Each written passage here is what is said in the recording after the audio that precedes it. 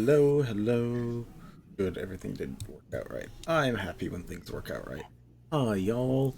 This is Records of the Realms. This is the Elemental Extrication campaign saga thing. I don't know what to call it. I need to figure out a word choice for that.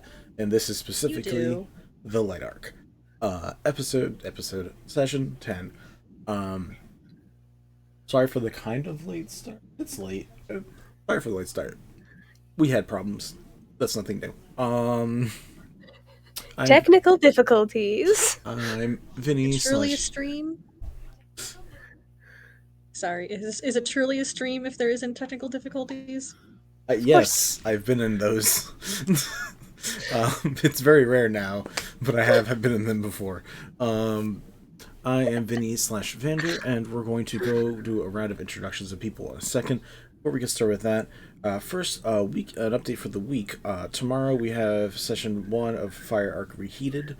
Wednesday we have session 4, I think, of Blight of OPEC, where we had our first actual PC death in, I think, Records of the Realm history. I don't think we've had a PC death until that, which is funny because it's also not me DMing, which might also say something about the way I DM. Apparently, this is the year of death. Like, you killed an NPC, and then now a PC dies. I mean, That's just... technically I kill NPCs all the time. Just because you don't know about the war happening on an island you've never visited doesn't mean that hundreds of NPCs aren't dying.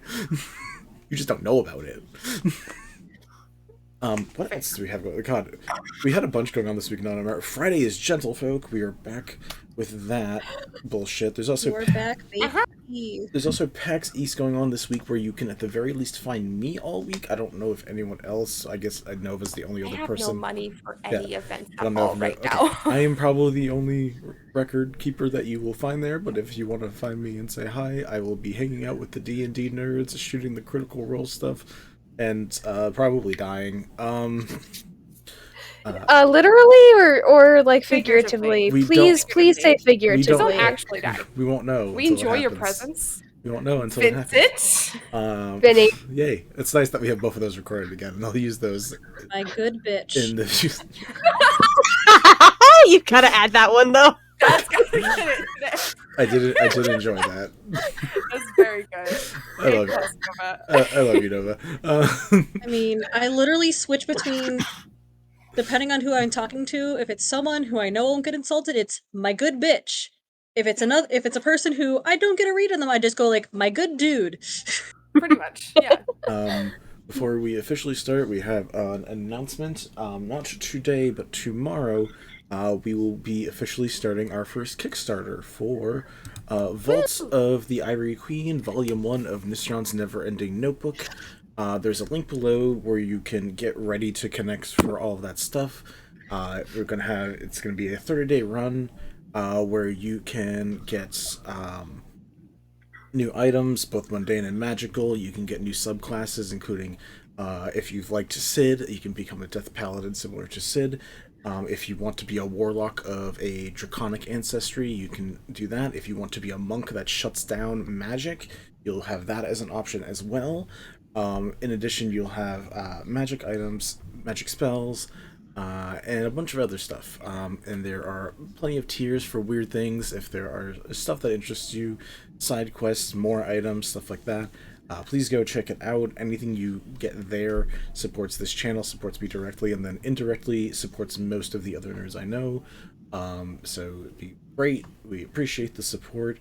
That's all you're going to hear about it right now, but that's not all you're going to hear about it ever, because I'm probably going to talk about it a lot. We're very excited. I drew the characters on the cover. If you were here for last light session, you'll remember we went through a bunch of items. Half of those items were things I created, especially the ones that pissed off certain people. It was very fun. Yes. But yes, after this little bit, we're gonna just get straight back into light.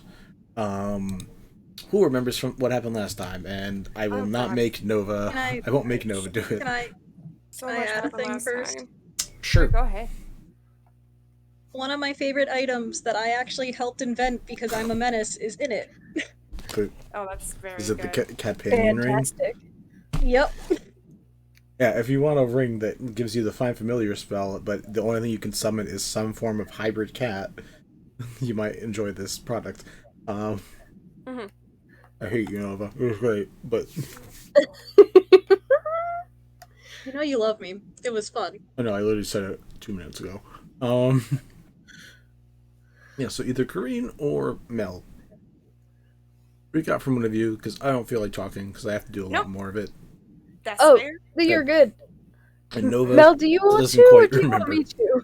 You want to like tag team on this and It like was a fill in any shopping gaps that I episode, missed? It so was it mostly a shouldn't shopping be a episode. lot. Yeah, we can tag team. I think Ethel got some like specific info, but Ethel oh did. yes, yeah, that was something interesting that happened. Okay, so last time we all got our tattoos, and then we split off to do some like shopping and exploring a little bit. Ethel went off to what was it called? The Thieves' Cantina. Thieves' Cantina. Okay. Every time. Every time. We It's gonna can't play in my complete head that. every time. I almost want to make a sound alert command that plays a bit of the Cantina song. Disney would kill us so fast. Probably, but God, it'd be funny. You can't have fun with Disney. Stop it. You're not allowed. That's unfortunate. So Ethel went off to the Thieves' Cantina to try to get some information. Ends up drinking a potion that essentially temporarily teaches her Thieves' Cant, and also puts her under Zone of Truth for an hour. So that's fun. She asked for info on Azrian's husband and some of the others. She instead gets info, like the money that she offered was enough for info on Shivan and Duhale. I had to read that because I was really tiny. And got 2 folder files, which we have yet to go through, I think, for that currently. Meanwhile, some of us, we went to the pet shop where there was a quote-unquote mini giant hamster. I don't know how that works. A miniature giant space hamster. That's what it was. Miniature giant space hamster. I forgot the space part. It's surprisingly important because it's actually D&D lore. Yeah, no, it's a real thing, guys. A space hamster is a real thing. A miniature giant space hamster is a real thing. Okay. Okay. You say the full name. I'm sorry. We end up not buying any pets because we realized this will be a terrible idea. And then proceed on to the, what is it called? Mark 17 Market? Is that correct? Or Market. That's Market. It says my INT looks like a 17. I'm smart. There's a couple interesting items of note in there. Some spell scrolls, something called a frost brand. Pale Visage was one that triggered both myself and Kareen. I'm upset about that, but that's meta knowledge. It was really funny watching that, though. Because I was like, what is that? Like, what is with Vinny and pale shit? And then I should have realized that meta knowledge. It was that. Something I don't know. I don't know if you want to know. we would be happy to explain later, but it has to do with all of Gentlefolk's stuff, largely. Yeah. There's exactly 13. There's actually exactly 11 episodes that can explain all of it to you. If you have about 27 hours to spare. Yeah, if you've got 27 hours to kill. I recommend listening to it at 1.5 times the speed to tone it down just a little bit. I mean, that's how I got through Critical Role. Yeah. Then we go to the what the fuck shop, is what I have it as in my notes. Connie buys a pouch of 10 beans in various colors. Half of them are beans from the bag of beans item. And the other are just like regular ass beans. Temerity was like having a time and bought like 70% of the shopkeeper stock because he was in love with like everything in there. This is all like really random shit. Oh, we did exchange the dossiers and look them over a little bit. Okay, so afterwards, Connie, or I guess Ethel told Connie about the dossiers that she got, and Connie asked us to see them. So for Shivan, we had a long list of criminal activity, arrest records, bail, theft. Work activity includes Crossbones Convenience, Sublime Spa, as well as like a few side jobs. She's not well connected, but liked going to Evergreen Mall to shop, with her 5-finger discount. She's connected to an ex-archdevil of hell, Belle, who was recently usurped. So it took me forever to realize that she's from the Avernus campaign, you fucker. Recently seen with Azaran's husband Nell, as she was his most frequent masseuse. Made enemies with Lonnie, Arlene's husband. Oh no, wait, I'm sorry. Lonnie, the news reporter, and also made enemies with Arlene, who stole she stole like pieces from the art gallery. So those are two people that don't like Shivan. Second was Stampede / Dewhail, referred to as Part 1 and Part 2. Part 1, Dew, was in a relationship with Pandy. Both of them sold themselves as bodyguards for individuals for Ashen Industrial. Guarded the Primeval Artifice at one point in time. Have also guarded the Orvino lab. Connie met someone who works at that lab named Amos. Both were hired to guard Arlene's gallery, caught Shivan. So they're not friendly with each other. They're also not friendly with Khan Nevermore, aka the Owl.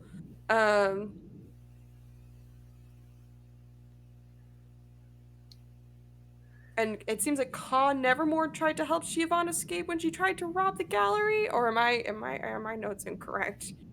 I do believe. I believe that's correct. Okay. Mentionings of Pandy correlated with Pandy's POV of like the events that happened between Dew and herself. So we're now wondering if one of them had their memory altered to like lead to all of the fuckery that happened in first session. And then Hale did not seem to have any enemies. He was friendly with someone called, I don't know if this is referring to an individual or a group, Aunt Aplenty? That's what it says. Friendly with Aunt Aplenty. Aunt. Like auntie. A-U-N-T. Aunt Aplenty. Like an I'm aunt. smart. Aunt. I'm smart. Yeah, but that's what we learned last time. So where we left off was, I think, probably Asunar was still shopping, Temerity was still having the time of his life, and these two knuckleheads being, these two knuckleheads, because things are backwards, knuckleheads being Connie and Ethel, are chilling in an alley, reading over paperwork. Absolutely, we are. Like the cool kids. Yeah, like the absolute fucking nerds that we are. But yes, that is where we are picking up. Asunar, your shopping list, por favor. Yes. All I got was the tattoo, because I'm boring. To be fair, I think the only person who got anything exciting was Temerity, but that's because Temerity also just bought like 50 things. I mean, all of us bought trinkets, I think, at the trinket shop. Fair enough. I don't remember all the But trinkets everyone specifically has. That's the thing I will have to like have you guys send to me at some point, because there was a bunch of them and it was a big list. Yeah, that is where you guys are now. You were getting the worm tattooed down your spine, I believe, Asunar. So that is now a magical conduit for you to cast Eldritch Blast through, which feels appropriate, but is also really weird. So yeah, you now have the Eldritch Blast cantrip, and you are able to once, single time, use it as Max Blast, aka max out the damage on all the rolls. You guys are level 6, I believe, so you have 2 blasts of it, right? Is that like one time period, or like One time to max blast, yes, but you can continuously, you can always use it. That ability, that part does not fade. The max blast is a single use. okay. noted? All right. So Asunar is a little behind on the shopping. We'll say Trine goes and stays with her as you two are in a different alleyway staring at notes, making a giant red stringed chalkboard setup. What would you all... Do I wait? I'm just intensely curious to know if I have like a cantrip that would mimic that. Minor illusion? I don't think I have minor illusion, but that would be so funny. No, unless you'd let me do it with like flames That seems or guidance. Seems dangerous. Yeah, no, it would be dangerous. We're not doing it, but it would be funny. That's all. Gotcha. Yeah. So you guys, technically Lysander is still with you guys because Lysander is the one who took y'all down here. That's right. So it is you four PCs, including Temerity, Trine and Lysander all hanging out. What else would you guys like to do? If it's anything else down here, or if you guys feel satisfied with your care and decide that you want to go back up to the surface. I think, wasn't Lysander going to show us, or are we already on the quote-unquote other side of underground town? I believe all the shops, specifically the tattoo shop, was on the other side of underground town. Okay. Not what we're calling it, guys. Stop it. Yeah, well, I don't know what else to call it. It's called the Undercity. I'm sorry, the Undercity. It's written in the notes. Pardon-moi, I am not a smart man. I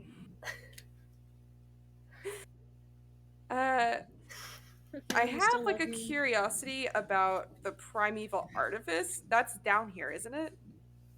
It is in the underground, which is like, again, so the basic thing is that there's like the above ground and the underground, which is basically top sphere and bottom sphere. In the underground is the Undercity, which is basically has its own sections and stuff. The underground is basically, here's all of the things that are underground. The Undercity is specifically, hey, this is where like general populace is down here. The rest of the it is somewhere underground, so it is definitely down here. Maybe not specifically in the Undercity, but Lysander did say that like he could probably take you there. He seems fairly certain he could do it, but it sounds not like the easiest thing. But he's like, yeah, no, it's through rough areas, but I mean, if you guys really want to go there for some reason, we can get there. It's close to the like Ashen Industrial crop creating area.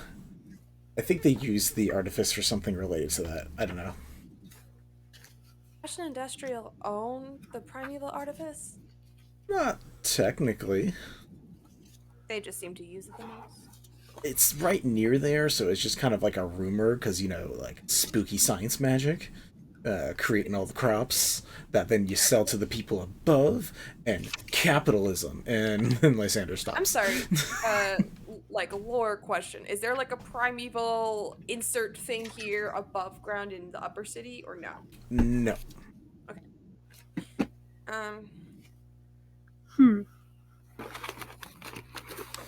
Am I... Speaking specifically as a bard, would I be familiar with like other locations referred to as Primeval X? Roll me History? history, and you can use your intelligence or charisma. Ooh,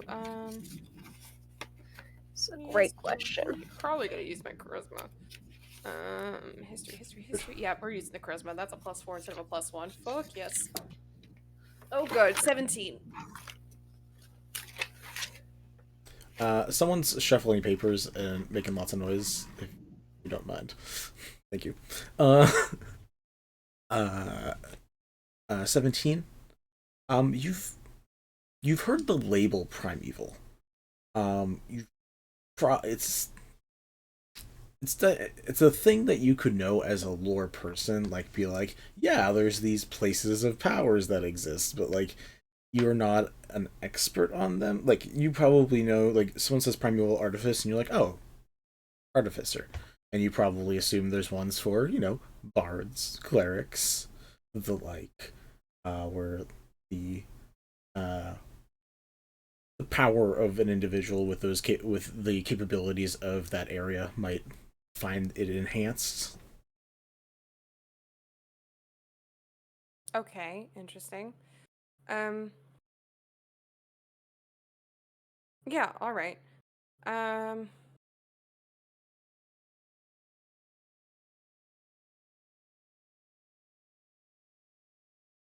Yeah, so she'll be like, yeah, if we could go over there, that would be good, helpful. I mean, we have info that shows that two of the people that died worked there, so I don't know if maybe their superiors might know anything. I don't think this superiors there. That place is like shut down. What do you mean they worked there? Well, oh, I'm sorry. Let me rephrase. They were contracted by. Actually, do you know the name? How common is the name Ashton Industrial? Pretty common at this point in time. It's a world leading industry. Okay. Um. Well-known Mm-hmm. industry. Mm-hmm. Mhm. Commerce.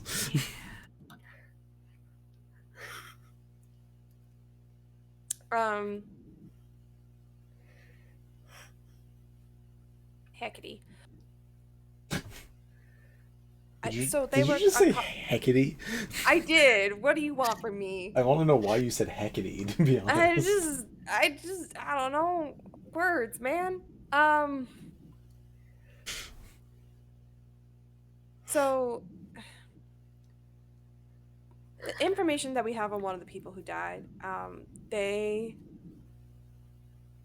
were contracted by Ashen Industrial to guard the primeval artifice. So I just want to see, like, the hell is that about? Actually, first of all, she turns to Ethel. Where the hell did you get this information?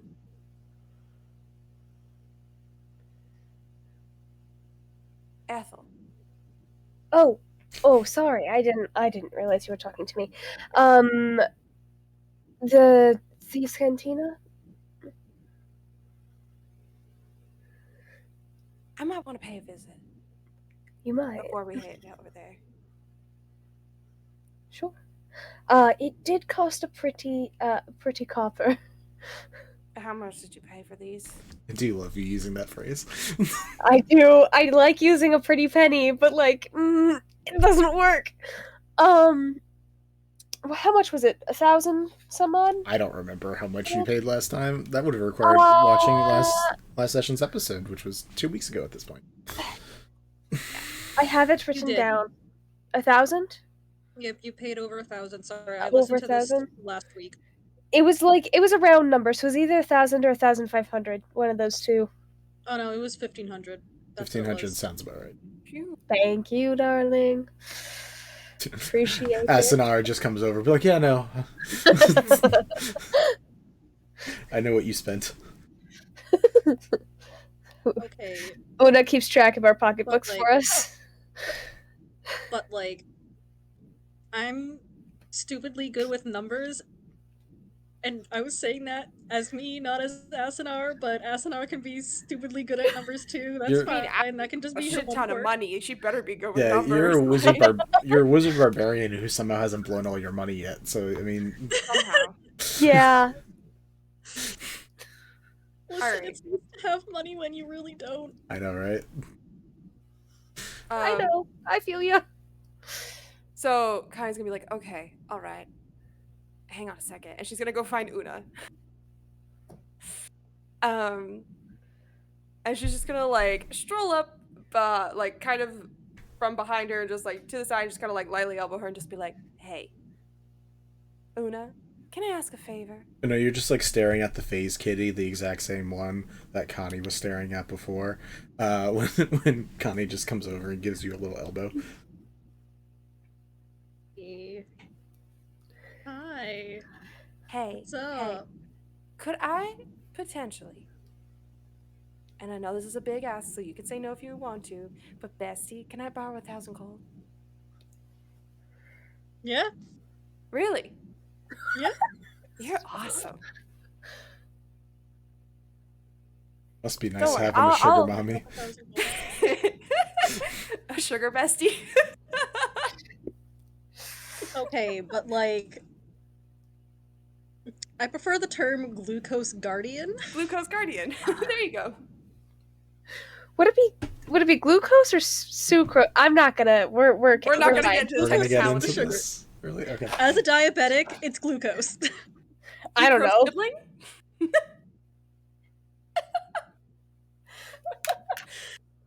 Oh. I made myself laugh so much I'm warm now. The sweater is gone. I'm sorry. No, you're good. No, you're fine. excellent. You're wonderful. Are you sure? Yes. This is exactly the reason. This kind of humor is exactly the reason I enjoy this game. It's because we just go on tangents. Yes. I mean, I Speaking of apologize in advance for segues. how often- Segue. Meow. But yeah, so Connie's just like, oh, really? Yeah. Listen, Can I you're borrow it now? yeah, you're my best friend. And just hands over like 100 platinum. Just pockets it immediately and just like puts a hand on Una's shoulder, like, you are my favorite person in the entire world, and I hope you never forget that. Make Little a like cheek pat, and then just like heads out the door. make a sleight of hand. Who? Oh, You to pocket it. That has me nervous. To pocket it? Aren't they inside a shop? Nat fucking 20 plus 6. There's spots to be wary about handing over large sums of money in public, even in a store. You have very sly fingers, and you're able to get the money, put it away very quickly, so you don't make random people who are poor as fuck want to steal from you. I mean, if people tried to steal from me, I'd fuck them up. Nice to know you'd beat up poor people.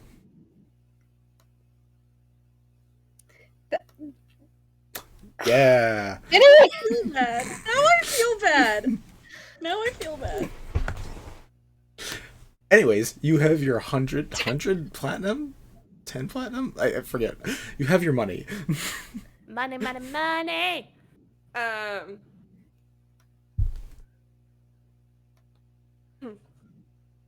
Were you Yes, doing she something just does with like it? the shoulder squeeze, like little face pat, and then just heads out the door.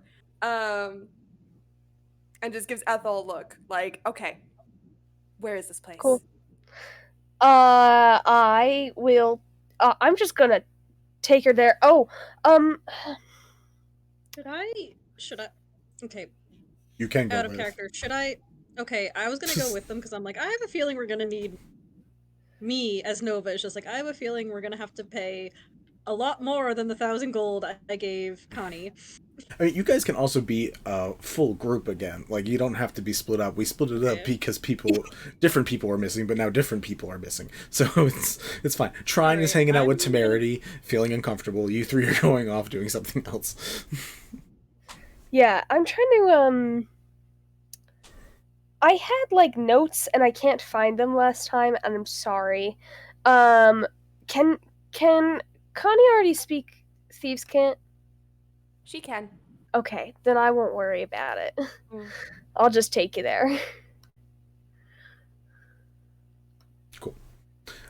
You are walked to the Thieves' Cantina, like described last time. It's about a bunch of like small round tables with like 2 seats, and like you see conversations going on all of them, but you can't hear any of them. There's still like some decent music being played that's like loud enough to be disjointing and distracting, so people could have these conversations not inside these little bubbles, but you see almost everyone chooses to stay with their heads in the bubble. But yeah, you are able to go up. You do see a Before miniature. we enter, Okay. before we enter, I think Connie would like to try something, and this might be stupid. This might very well be stupid, but So excited. Whatever this is, I'm very excited for it. I'm curious. Where's Lysander, by the way? Is he off doing his own thing, He's or is up. he sticking with us? He's either with you guys or he's gonna hang out with Temerity and try. I'm gonna tell him to stick with Temerity and trying. It's probably smart. He gives Probably like smart. Temerity a very wary look, and it's like, okay, you say so. Just trust me, I'll be back. Have fun. Before we get to the Thieves' Cantina, she would like to find like an alley or something to duck into, cast disguise self to look like a young Air Genasi woman with bobbed hair, wearing mostly like grays and blacks, and has like a bit of a scar on the right cheek. It's a faint scar, but it's there. And she's going to pitch her voice down to the pitch of her ex-wife's voice. And Okay. step back out of the alley and just kind of look at Ethel and be like, I'll explain later. And then head All right, into the darling. Thieves' Cantina. I'm just gonna I'm not gonna go back in because I feel like that's sus. So I'm gonna wait outside, Oh, yeah. hang out. Mm-hmm. I'm gonna go in. Oh yeah, Oh, boy. it's just because Ethel's already been there today, so it would be weird for her to be back with friends this time. Particularly one of whom she doesn't hang out with in normal everyday life. So yeah, she's gonna be waiting for you guys, Cool.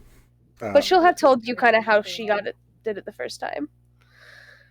Out of curiosity, Ethel, are you staying in a way that you can watch what goes on in there, or are you keeping an eye on the people on the other three doing their own thing, or are you just like twiddling thumbs, looking off somewhere else? Like, how are you situating yourself as they go in? I'm keeping an eye on the storefront of where they're at, but I'm trying to be inconspicuous enough that it's not obvious. Like, if there's other shops around, I just want to make it look like I'm window shopping. Gotcha. Okay. I've already been to these cantina. Don't need to pay it any attention. I am keeping an eye on it, but I don't need to pay any attention to it because, I've already been there today. I figured it out. Connie and Asunar, you guys end up going in. Yes. What? Why What? fuck? Vinny? What did I do? Did I do something bad? Did we mess up like on the stream somehow? Or I didn't move a thing. Your thing's been saying Temerity this whole time where Connie is. I'm just... Oh yeah, I DM'd about that. Oh, did you? I don't get I DMs, did. especially on what is this fucking thing called? On your live? On Discord. Yeah, I don't get it on Discord because Discord basically goes enabled. in. Yeah, so cool. It's right now. That's okay. Anyways, Connie and Asunar, you guys are able to head in. It is described as I described before. You see a cow-esque minotaur at the front of the shop, quote unquote, who watches you guys as you come in. What are you guys doing? And What? Okay. Remind me again what there is to do specifically in the cantina. Like, there's the bar, right? And people are sitting at various tables. Does it seem like there's a guy to go to, or is it just the bartender's the guy to go to? The bartender is the person to go to. There's multiple bartenders, but like the same person's open that Ethel dealt with before. You could go to like there's stations for bartenders, so you could go to any of them in particular if you wanted to. The seats seem to be so people can have, dark dealings and no one else can listen in.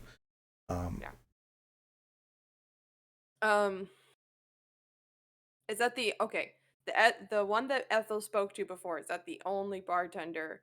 No. Like open right now? No. Okay. Oh, did Ethel even mention which bartender she spoke to? I don't think she did. Ethel said that she gave you all the info about how she did it, so I'm going to say Okay. you probably... Yeah, I would have walked you through the person, the situation, how the dealing went, how the back and forth. Yeah, I would have walked you through all of it. Okay. So in that case, Connie's gonna seek out a different bartender to approach, knowing that that one matches the description that Ethel gave her. Probably order a drink first. And she can read and understand thieves can't. So is there any like actual drinks or no? What does some of the Nope. signage say out of curiosity? It is, sir. So it looks like when you read it, it looks like drinks and prices. When it translates to what you know to be the type of thieves cant that you know and that you can read, it doesn't. There's no pricing shown. It does just show different offers of what you could get done. So it says things like disguises. It says language drinks, fake alibis, midnight tears, placed wagon, he went that way, convenient loud noise, arrival of item, arrivable staff, dossiers. There's just like lists of different things. Mm-hmm.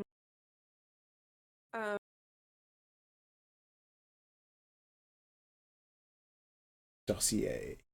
Yeah, so dossier is definitely what she wants. I was just trying what to... is the like Good. code name for dossier? It says pickle trout. Pickle trout. Okay. So she's gonna go to the bar tender and basically just order some pickle trout. she's gonna saunter up and say, I hear the pickle trout around here is really good. Asunar, you notice as Connie approaches, you can't hear what she's saying anymore. It wasn't noticeable for Ethel because Ethel was by herself. Once Connie like leans over the table and the bartender does the same, you can't hear any of the conversation going on in that area. Look, this is their thing. Cool. This is their it's shit. So cool. This is what they do. You notice the person also leans over, and first looks like a brown scaled dragonborn, but kind of looks you up and down. Roll me a performance check. Shit. 16. I painted this number really poorly. Yes, that's a 16. Plus performance 5, 21. Let me roll a die.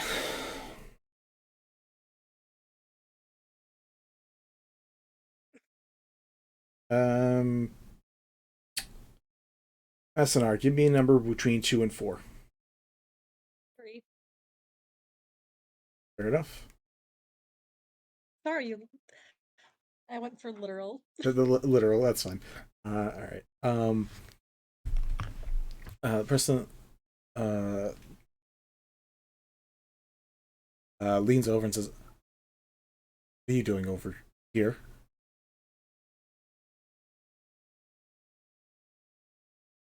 Insight check. Roll an insight check. I'm scared. I might have fucked up so bad. Can I roll a perception to see That's a if 12. this person looks upset or confused? Because I have a feeling that... Sure, roll a perception. Roll an insight. It's technically insight. Okay, I need to pull up my character sheet because I literally just put my phone down. Yeah, I rolled a 12 total. I'm going to spend 3 fate points to make it a 15 and hope that that's enough. Okay. I was worried about this. Ethel didn't know enough to say anything. So, I got a Listen, 17. I admitted from good the luck. get-go that this might be a stupid decision. oh, I know. Good luck. Thanks. What did you roll? I'm here if a fight breaks out. Just call my name. What did you roll? I think I Asunar? got another sending. 17. 17. Well, you both see this. You don't understand the context of the look on the face, Asunar. Connie, you get it and realize it a bit because you can hear the words that are being spoken. This person looks confused more than anything, a little nervous and concerned as well, but mainly confused. I didn't think you'd be just coming over here to the Undertow side. I thought you'd be over. Do you need something? Intimidated by me?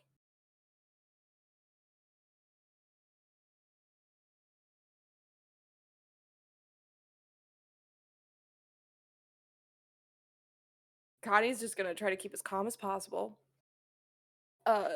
Still kind of leaning forward on the counter. And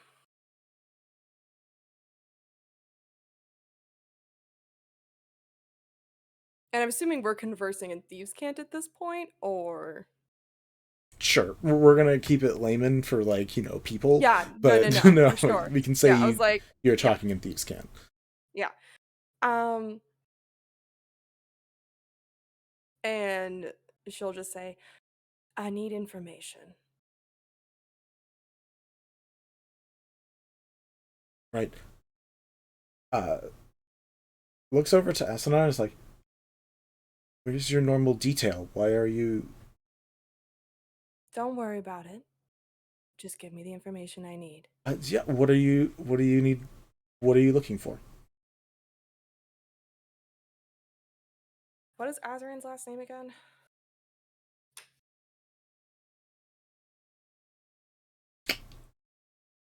Vinny doesn't remember. Does Azarin even have a last name? Hold, please. Vinny needs to double check. If it is, it's going to be in the Gazetteer. So give me a sec. Okay. Damn it, Vincent. Yeah. Azarin does not have a last name. Or at least I have not made one up. Okay. So,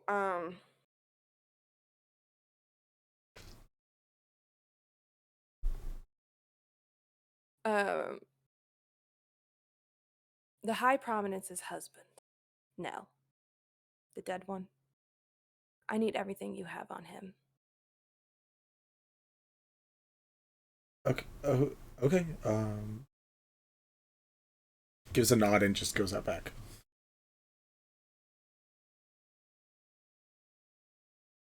Connie's just gonna keep her cool and composure, but on the inside, she's internally screaming like, "What the fuck is going on?" Sorry, just what the fuck did I just do? But she's not even looking at Asunar at this point. She's just trying to behave as much like her ex as she can. Just trying to embody her as much as possible. For funsies, both of you just roll me perception checks. Oh, sure. For funsies, you said? Yeah. Hey, Asunar, what'd you roll? Because I got a nat 1. a 2, so that's a whole ass 7. Oh, no. Cool. You get yourself a fate point, at least. Cool.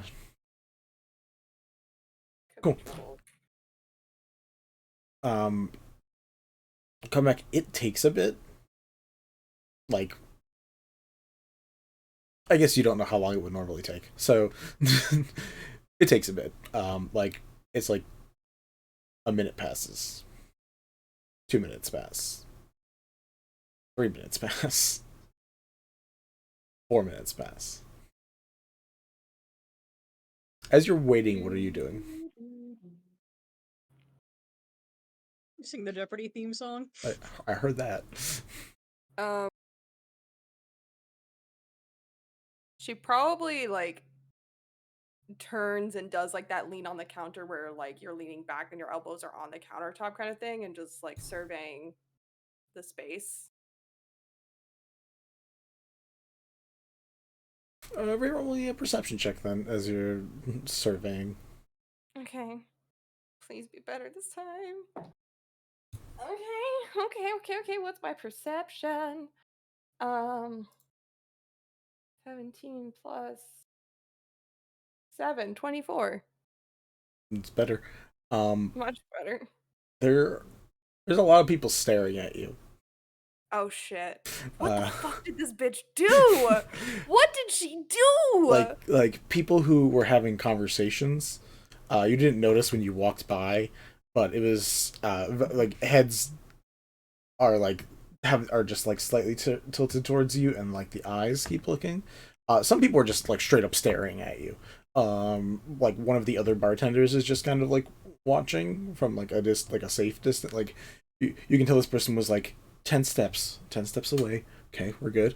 Comfortable distance. And it's just if like, anyone like actively stares at me, I just like tilt my head at them and stare back for a little bit before looking away. roll an intimidation check. Okay, cool. I'll give you advantage on that too, Oh, because sweet. you're What the fuck did this bitch do? 18 plus 7, that's a 25. a lot of people look away when you just look in their vicinity. A few people apparently have the gall, for whatever the situation is. You don't understand this exact situation. You can assume a lot of things, but you don't know. Some people seem to still have the gall to like hold the gaze for a bit, but even a couple of those people, like when you stare long enough, they eventually like divert their eyes. But What did she do? But then there is like one person who just seems to be like actually drinking a drink, which is weird considering you saw no drinks on the menu, by herself at a table, and is just like drinking like a hot cocoa or something, and is just staring right back. What do they look like? Very honestly small and pretty frail for the most part. A very small, frail woman. Looks very old. If you had to guess, you would say she's probably an Asunar.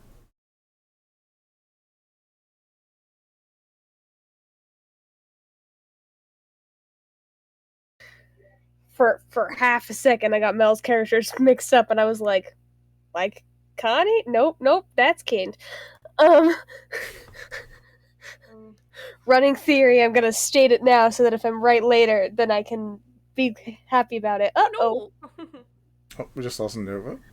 I hope Nova's alright. I'm sure it's a technical difficulty. Nova had to leave for a moment. Okay. Yeah, alright. Interesting. Yeah, they'll be back in a second. Running theory is that the old lady is is Connie's girlfriend in a disguised self. An interesting thought, but also, what if it was the Asunar that we fought in Gentlefolk? Because she was older, if memory serves correct. Could also be very interesting. I don't think we ever got her name, though, so I don't know if we would ever know. You did not. Okay. Okay.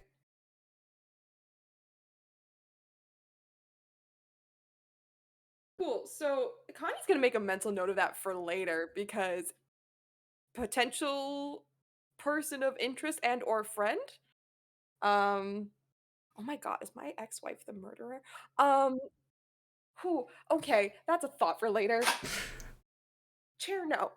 Anyways, after your extended, prolonged eye contact with lots of individuals, eventually prolonged eye contact. Eventually, the Dragonborn, who you assume is the same Dragonborn, kind of hard to tell because instead of brown, they seem to be like greenish now. Just comes over with like a fat stack.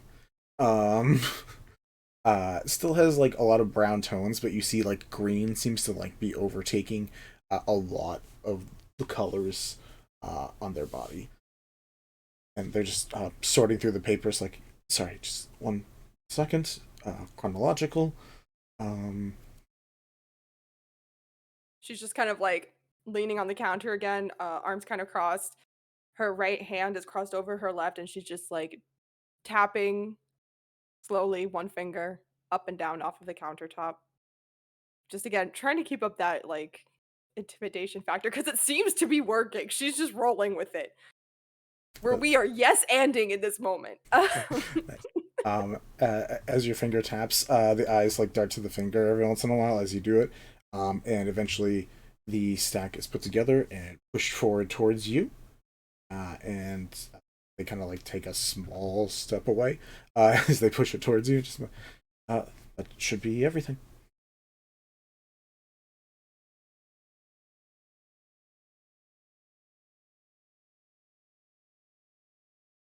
She's going to pick up the folder. Kind of like, are the papers all just like loose, or some of them like stapled together? They're in the yeah they are. There's like some that's like stapled, however you want to describe staples, fantasy staples. Together. Yeah. Yeah, they are. A lot of them are like combined together. Okay. So she kind of just like holds the binding of like the folder and just kind of like skims through everything, just kind of like, please hold. We're gonna demonstrate with a book because it's so much easier to do with this. She does like a little like. Sure. Through the pages. I will say before you do that, Ethel probably also told you that, or at least what Ethel did was walk out with it without looking through it in front of people. Now you can choose to thumb through it. Correct. That is up to you. No, she's just gonna. I forgot about that piece of information, so that's my bad. She's going to like slide the stack closer to her, pick up the folder, look at the Dragonborn. Everything. Yep. Put to your count. You're all set. You are good to go.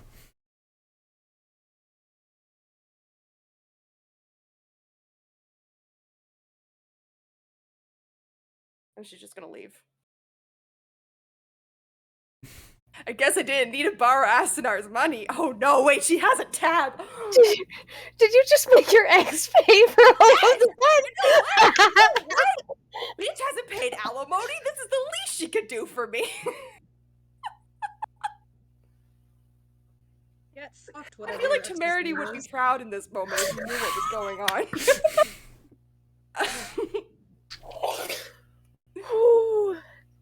Well, that's not going to cause any problems for us down the line. Yeah. A notary tab definitely won't be an issue in the future. Yeah, Connie's gonna leave. She's going to very pointedly ignore Ethel. I'm gonna read over sending one more time because I don't know if I can silently cast sending. No, it technically has somatic components, which I'm going to assume is the first initial message. Though, like... Sending has a... So, I'm just going to pause it how we've ruled it in the past, and then Vinny can veto or not. Sending has a vocal component, but it never says in the spell that that vocal component has to be the actual message. No. That's fair. It's one of those finicky things, because it's like the creature hears the message in its mind, it recognizes you as the sender if it knows you, and can answer in a like manner. You do have you do have to verbally cast. You do not have to. Part of the incantation does not be you have to say the spell out loud, or say the message out loud. Okay. Because I feel like that defeats the purpose. Yeah. So, Connie is gonna exit, and she's not gonna walk up to Ethel. She's going to walk in the opposite direction. As Ethel would expect. Make sure that nobody is around aside from her and Asunar, and then cast sending to Ethel.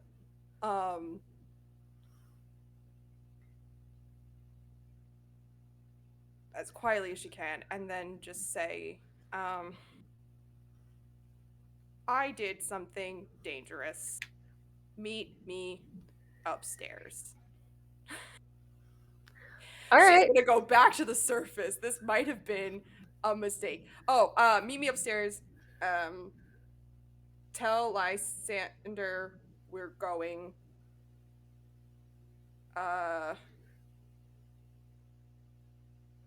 We'll check Primeval Artifice later. There we go. I didn't think that was gonna work, and I'm afraid of what I've done. So probably rightfully so. Afraid of what I've done. Asunar, what are you doing? Are you following Connie? Yeah. So, Connie, you are followed out by your bodyguard, and you two find your way going back up to surface side, basically, or like top side. Yeah, we are just gonna go back topside, and it's like an elevator thing that brings us through to the surface, right? Why would you think Like, that? there was like we had to go to the bathroom and like press a thing, and then like a door opened, and I could have sworn there was like a platform shift that went downward. No, there was a teleportation noise. Yeah, we just Flush down the teleported. toilet. Cool. Oh, great. I hope no one's using the toilet when we teleport back. You don't know how you get back. We haven't figured that out.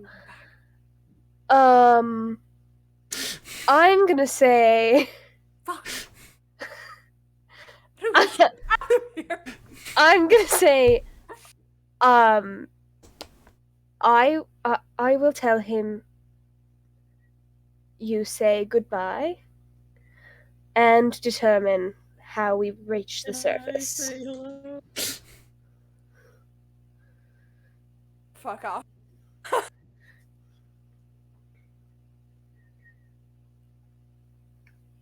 You get that message back. Yeah. So that was and then I'll say I'll let you know where to meet. Because I also have sending. Because clerics, pretty sure. I'm pretty sure you do because you've used it before. Yep. Definitely have. I think we're the only two with it. I definitely have sending. Yes. I really like that spell, so and I use clerics a lot, so it's a real good spell. So I'm sorry, Ethel cast ascending to say I'll tell you. No. Because I can respond to your sending. Okay, yeah, you hadn't used all. And then I'll send you another one when it's time to meet. Okay. All right. We are going to take a quick break. We will be right back. See you guys in a few. Down in the zoo, the animal. Where are you choosing to place yourself at the table when you approach? No. I do love the face that we got for this one, though. We had such good progress for a couple of minutes. It was very good. Oh, that's the end of the This is such a session. great. No. This is such a great photo. I want to capture that. Take us round. How are we feeling, guys? I am not feeling good. Just fucking peachy. Cool. Did I take any damage from that real quick? Oh, you took 14 damage. Thank you for reminding me. So happy to help. Never remind him. Hey, did we have homework last night? That was. I'm not drowning. I am sleeping so good. That was kind of the. That was kind of the energy that got tossed out. And maybe you guys are able to stealth around in the zoo. The animals are helping you. They don't know what you're doing, but they like go in front of you when the time is right. Help. Missy is very noticeable. I would say Missy probably does not help. But like there's a giant elk who's just like standing there, takes 2 steps forward to block your view, to block the view for a second, 2 steps back. So yeah, you guys are able to spy as these two go around and check out like all the animals. That was creepy. It's the makeup. Probably the least liked. Things that smelled awful, ratty mud off the street, and Onolove explained it as if you give even the worst thing a chance to be better, there's a good chance it might happen. My grandfather loves boxed wine, so maybe this is actually a good thing. What's up, Asunar? Something that is at least older than 15 years. In a box? In a box. Do boxes live that long? No, absolutely not. I just This enjoy the phrase these conversation. boxes live that long. This conversation. Emphasis on live. This is how I die, folks. Goodbye. This is only slightly horrifying. it's also really fucking cool, and I want to know how they did this because I want to write all my notes like this. I've missed you. I missed you too. Do you think it's a spell? Or do you think it's a special kind of thing? Or... I don't know. Or perhaps this is pence, right? Yeah. So do you think the other ones are all writing their 5e monk class things just by typing in crazy gun monk in Google? That sounds surprising. That sounds super correct. Yeah, Kensai Yeah, monks with guns are really. Technically speaking, thanks to Tasha's, gun monk can officially be a thing. It is. I made a bunch.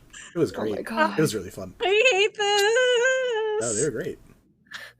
Next to Arc, Crazy Gun Monks. Party Yes. name. Yeah, sure. I'll recommend that to the Dark Arc people. Right.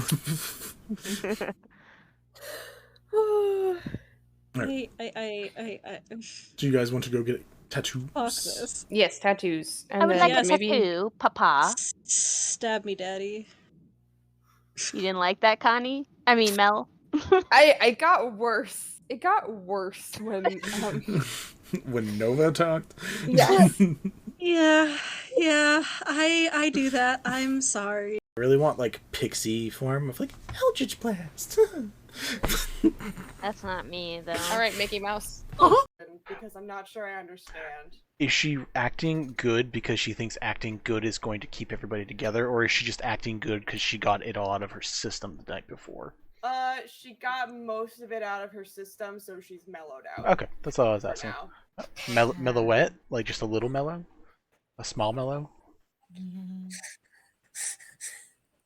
She's mellowed. You had to see that coming. I'm hanging up now. Hi, Mel. The crying. Smoke inhalation. And she smoke inhalation. And she That's amazing.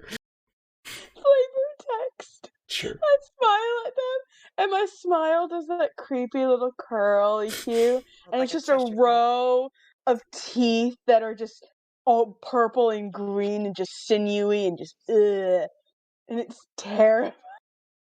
Like bone, you know, kind of thing. So, but like all curly cuey and everything.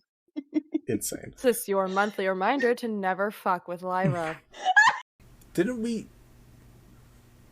I just talked to you guys. Yes, darling, catch up. Put it back, put it back, put it back, put it back! I put it back! I mean, when you take it out because you are shrunk, you feel like whatever it was attached to on the inside it snaps away from. So like it's like pulling out a weed. So like you can put it back on top, but it's just gonna sit there. It's not gonna be in the ground again, so to speak. We definitely just killed this guy. Like, killed this guy. Oh, fuck. Sid gets a sending message and just hears in their mind. Oh, fuck. Oh, fuck. Oh, fuck. Oh, fuck. Oh, fuck. Here's, Mama, I haven't failed you yet. Much improved. Where the hell have you been? Miss you. Fuck 'em up. I will say you don't get that message.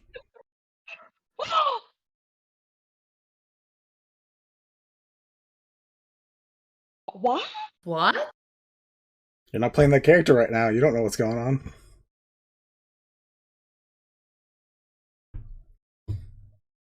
Sid, you have a nice daydream about a message from Maybe.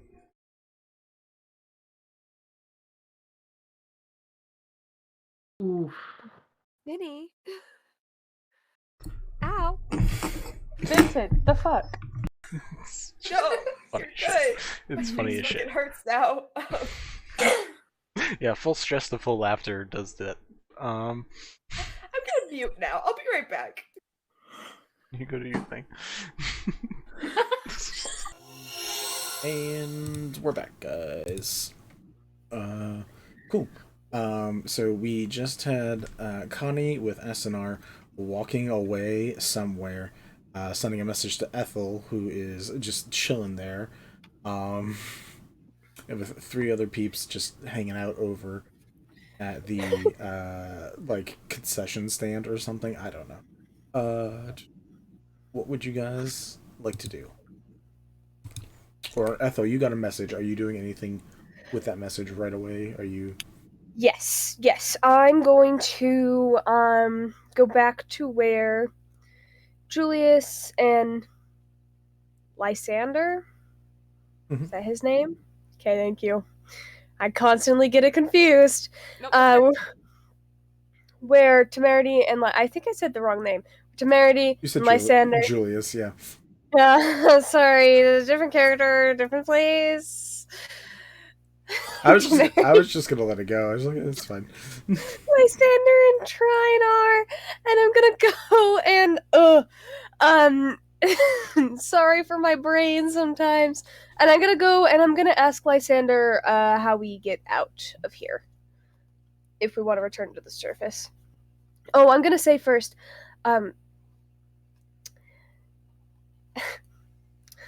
Connie made some interesting choices and she says goodbye. But she can't say goodbye to you in person. Okay, she alright? Oh, she's fine. She's fine as last I saw her. We're gonna make sure she's fine. She's alive. Okay. And that's the most important part. Anyway, but how do we get back out of here? Because we kind of just teleported in and it was not really clear.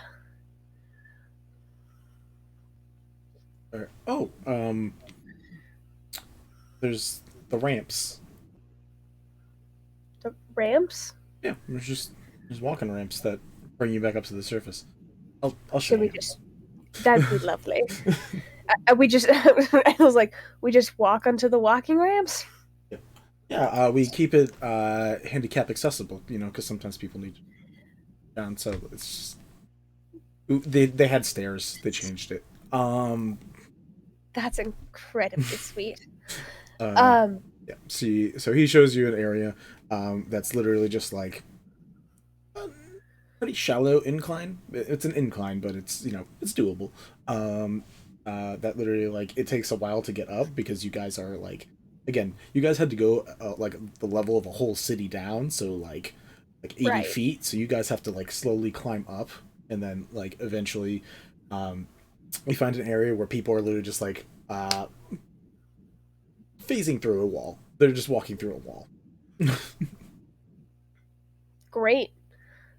I'm not gonna take the time to spell out the message, but I am like right here, but I am gonna sending and tell you guys exactly where to go and exactly what the process looks like.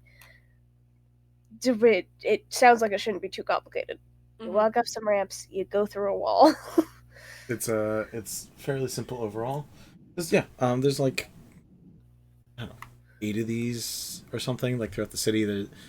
There's ways to get up, same ways as ways to get down. The ways to get down are a lot easier because you just push, pull, but yeah. Yeah.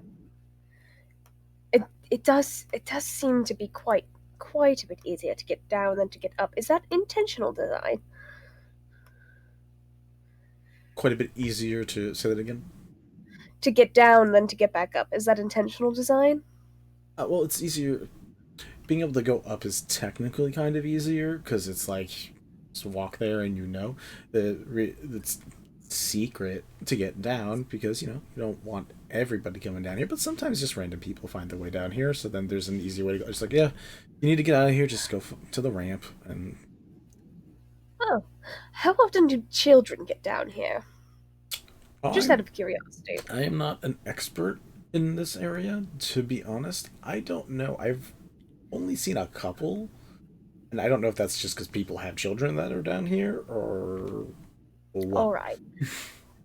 I appreciate it. If there's ever random children, I will make sure they get brought back up to the surface. I'll find you. You look like you care about children. You're asking about them, so I assume you care. Sure, bring them to my house. Do you know where I live, even? No, I just assume Is it safe to tell you? Is it safe to tell you where I live, or Probably not. All right, I'll let you find me if the time comes. Sure, bring the children to me. That sounds like a fantastic idea. In her head, she's like, so many logistics. She's like, I can't bring them to the church. There's so many people there who would take them into care who are not cool. Anyway, who are not cool. Look, it only has to take one time of Judy saying, "Oh yes, I'd love to adopt a child," for Ethel to go, okay. Really give her an Esme Squalor personality with it, where it's like, children are in right now. Yeah, Ethel in her head is like, I'm not ready for kids, but I'm not handing them over to people like that. No, sir. Cool. I'll take them if I have to. Quick question. Yes. Thieves' Canteen is an Undertow section of the Undercity? Correct. I think. Now I have to double check because you're asking that. But I'm sorry. No, it's well, good for me to you know, did too. say that, technically. That is what the person behind the counter said. Was Did I say that last time? I'm pretty sure you guys were in Snare territory, and then that's what it was. Going to the Undertow to get the tattoos. And when we went to the Undertow to get the tattoos is the same time that Ethel went to get the things. So you didn't specify which side it was. It was everything that you guys went to was on the Undertow territory. Undertow side. Okay. Cool. Great. Are there only ways out in Snare territory or on both sides? Oh no. He said there were some all over. Yeah. Okay. And technically, we're still on Snare side, so you'll probably still end up in the same ramps that we are going out of. Well, no, you're in Undertow right now. On Undertow side. Oh, that's what I meant. Sorry. I said the wrong word. No, that's what I meant. Either way, Ethel, you find the way out. You are then able to send a message to the others so they know how to get out. Yes. You find very quickly that the exits are literally the walls of the city. So the city basically has not exactly 8, but kind of like 8 segments. So each wall you kind of figure out by the fact that you come up in like the northeastern part, and you're like, oh. So there's probably just one on each wall.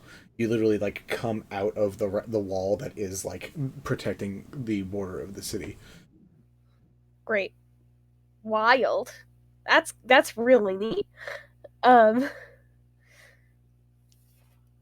gonna fill as pretty much right as we're walking out of this wall. I'm gonna fill everybody in on the plan, and then head back to my house. We'll say everybody, but Lysander's not there. Trine's invited, you said? Yes, Trine is invited. So you 5, again, get together. We know Walter's not there because he's too busy. Walter's jamming out. He's thriving. Yeah. Played hooky or something, who knows. Either way, you 5 are able to go to Ethel's home. He can call it for a mental health day, that's fine. Yeah. So, just to clarify, when Connie and Asunar get out of the Undercity, the first thing she wants to do is find a quiet place to go to, one, disguise self again, but then also cast invisibility on Una with the Klee Lyre, just so that they can get back to Ethel's in one piece. Cool. Ideally. What are you disguising yourself as the second time? Oh, good fucking question. Do you need to disguise yourself again if Una's invisible? I feel like yes. Okay. I feel like if she's going around walking about as her ex, it's gonna cause a problem. Fair enough. So No, not as her ex. Just drop the disguise self and be you again. I guess part of the concern with that is if you walk into an alleyway and someone's watching it, and then you walk out and you're you. Yeah. I mean, pretty much. if that's the concern. I mean, by the same logic, if you go into an alleyway, turn someone invisible, and then cast no matter what, it arouses suspicion. That's But true. whatever. Yeah, I mean, the point is she wants to try to find a secluded spot where no one's watching and do this. Sure. And then head to Ethel's. Either make a perception check to make sure the area is clear, or roll a stealth check to hide yourself behind some trash cans. Ooh. Let's see. Stealth versus perception, you said? Sure. And since Una is there, we can say Una's just giving you the help action for advantage, whichever one you want. I would like advantage on a perception. Ooh, nat 20 plus 7. So that's a 27. You find the most clear alleyway you've ever seen in your life. I don't appreciate the sass, sir. Just not even rats. Nothing is watching you. Not even the eyes of all the gods. This one corner of the entirety. That's one corner of the universe is That's unwatched by all. That's an incredibly important corner if not even the gods are watching it. This one 10-foot by 10-foot area is not seen by any patron or specter in the entire universe. It's amazing. Yeah. So Connie will kind of disguise to look like herself-ish, but blonde. Her skin is a little more tanned, and her eyes are like green. So basically, she gave herself a color makeover, essentially. Why are you did just... like hue saturation on herself? I was gonna say, if you're still doing the exact same literal body type and facial makeup, why are you just giving yourself a character customization hue change? I'm not done. She also gives herself like a more like prominent nose, I think like classical Italian kind of nose, where it kind of like the bridge kind of comes out a little bit and then the nose like swoops down. Roman nose. Yeah, Roman nose. Thank you. Roman nose. Yeah. And like gives herself like a smattering of freckles across her cheeks as well. Gotcha. Yeah. Now I'm done. And then she'll take out the Klee lyre. She'll like pack away. Oh, she probably already packed away the file, knowing her. But she'll, if anything, she'll put the file take it out of her bag and put it in Una's bag, and then use the Klee lyre to turn Una invisible. And that is going to last for an hour. So plenty of time to get back to Ethel's. Cool. You guys are able to walk back to Ethel's. Ethel is already there. Ethel's made tea, probably started a pie at this point. I was actually going to do biscuits, which are faster. There we go. Amazing.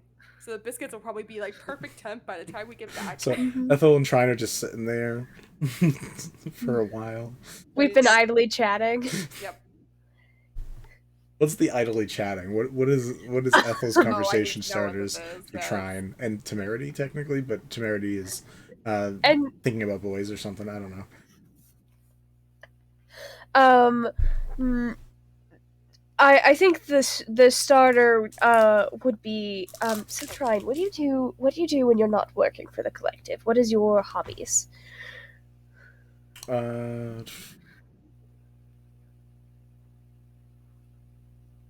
She opens up part of her notebook and she has like some drawings and just sketches of things.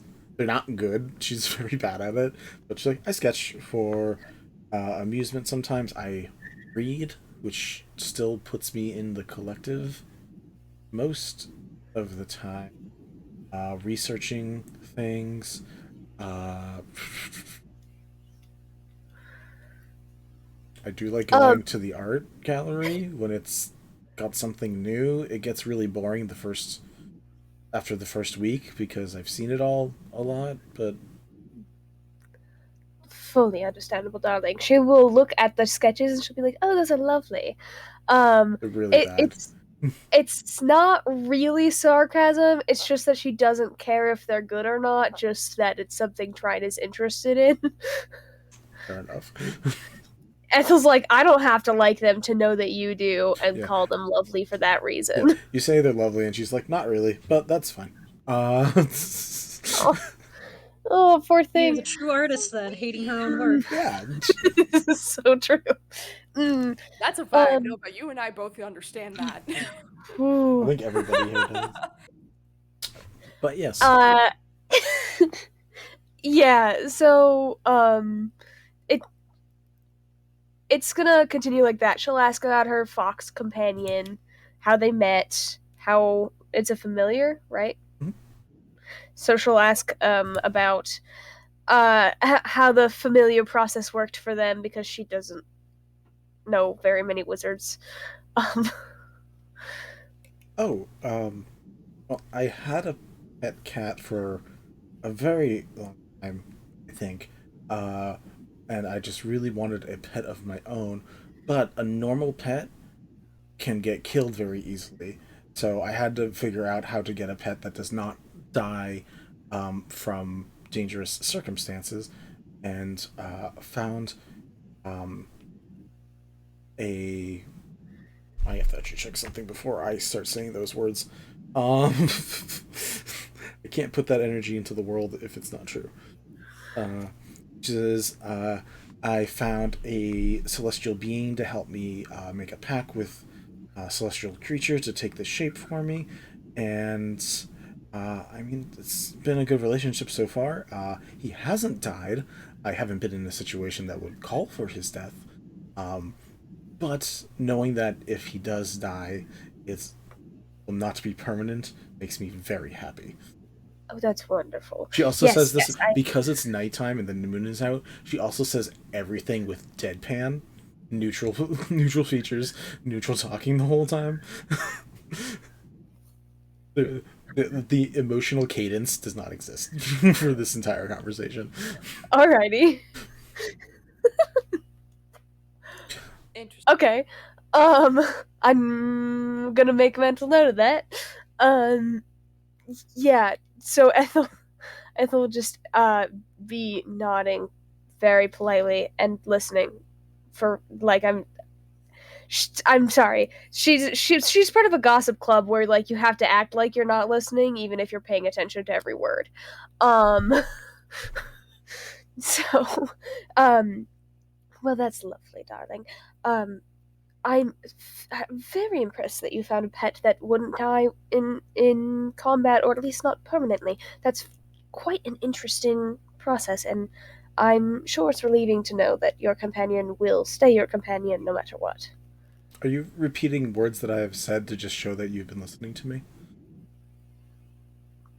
That's often how conversation works, yes. Okay. Is there a problem with that? You just seem to repeat almost identically what I said, and there wasn't much variance. I don't know. Sometimes conversations get confusing when it's... Yes. Well, when I grew up, my mother taught me something called mirroring, and it is a way to listen, but it's also a way to show other people that you've been listening and paying attention. And also, when I mirror people, often it leads them to give me more information than they gave me the first time. Sorry. Griffin, who I don't know if is specifically our Griffin or a different Griffin, just says, say new words. Say new words or no talk. Which, that's such a vibe. Which does sound like our Griffin. So exactly like I'm our pretty Griffin. sure. It is our Griffin. Okay. Hi, Griff.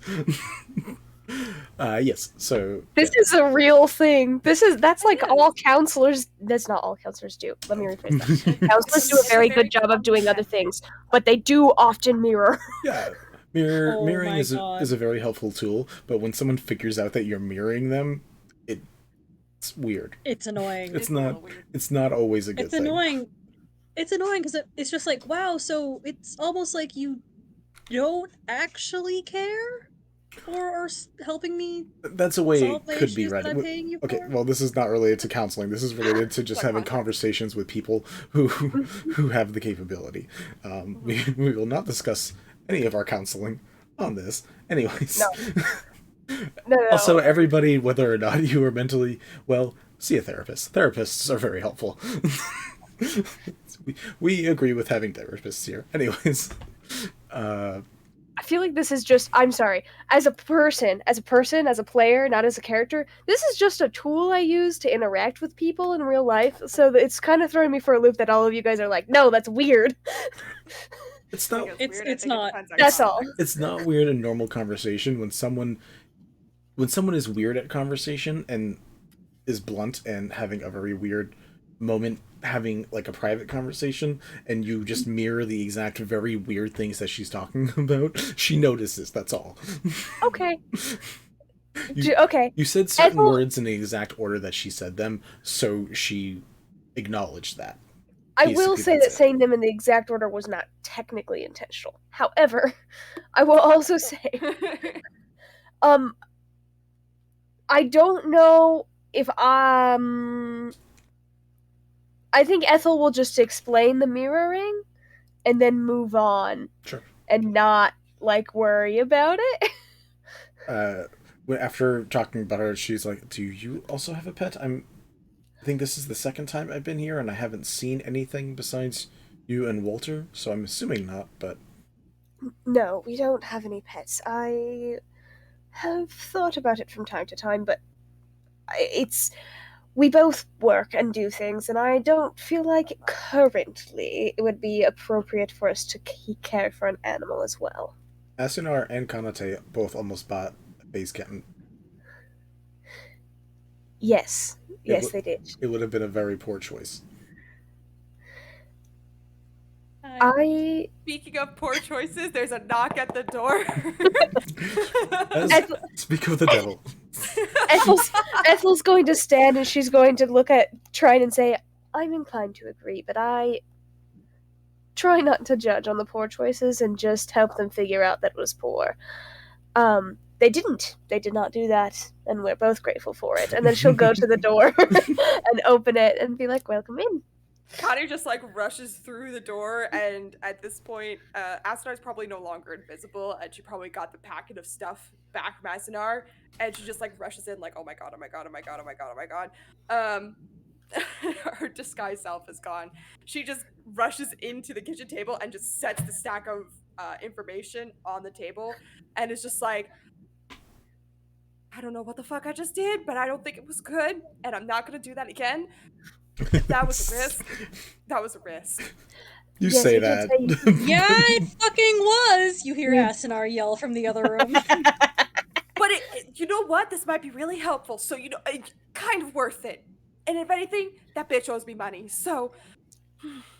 Okay, she but I also you know feel what? like It's revenge for all the other people she stole from. It's fine. It's fine.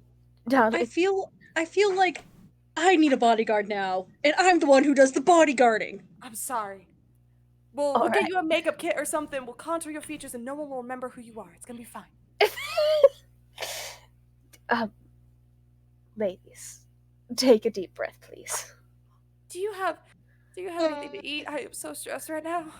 Yes, I have biscuits and tea. Oh, thank fuck. She just starts grabbing a bunch of biscuits and eating nervously one by one. There's like butter and jam out for you too, if you want. Doesn't even bother. She literally like she can focus on one task right now, and it's eat the food. All right, ladies. Connie, you have some explaining to do. I'm assuming that was your ex, based on your current reaction. She just kind of it has like ate one biscuit, was halfway through another, and just like puts it down, takes a breath, just goes, "Yeah, that was Zafira. I knew that she had underground connections, but it seems she might have been even higher than I had anticipated based on the reaction that I got in the cantina. So, and I don't know if Lysander knows anything, and I would like to ask him about that later, but not right this minute.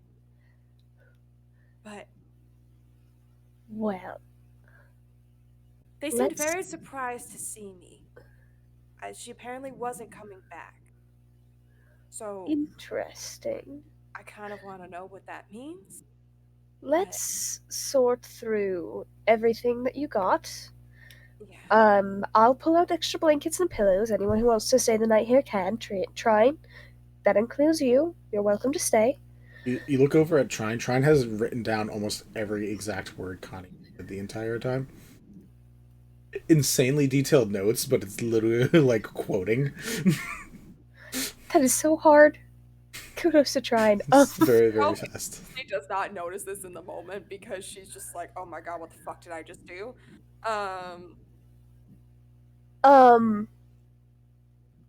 Trying. Hmm? Darling. If other people outside of this room find out, with the exception of Walter, because he will be back in this room eventually, and he probably will find out if you stay. If other people find out that Kanitae was disguised as her ex, it could be very dangerous for all of us. You understand? Yes. So you're welcome to keep the notes. I'm not stopping you there, but just be sure that no one else accesses them, and that no one else knows what just happened. Why wouldn't we put it in the collective? This is useful information. People will now know that Zephyra is higher up, related to Lysander, and like basically reiterates everything Connie said, but in a very factual way. That's like, these are just bullet points in facts about this area. Fine. Do me a favor. Remove Lysander's name from those notes. I don't know how much he knows. And if somehow someone were to access information at the collective, namely persons with ill intent, I would prefer that my former brother-in-law's name not be on that record for his own safety. Roll a persuasion check with disadvantage. Disadvantage? Yeah. I was going to chime in as well. Is it possible I could actually give at least a flat roll to that? You could give a flat roll. All right. Tell me what you're saying first. Tell me what you're saying first. Oh, okay. I'm gonna say, yes, I think it's fine if we put down the information we now know about Saphira, but it is a safety thing, particularly for Kanitae and Lysander, that they do not, so that they are not literally murdered because this information exists.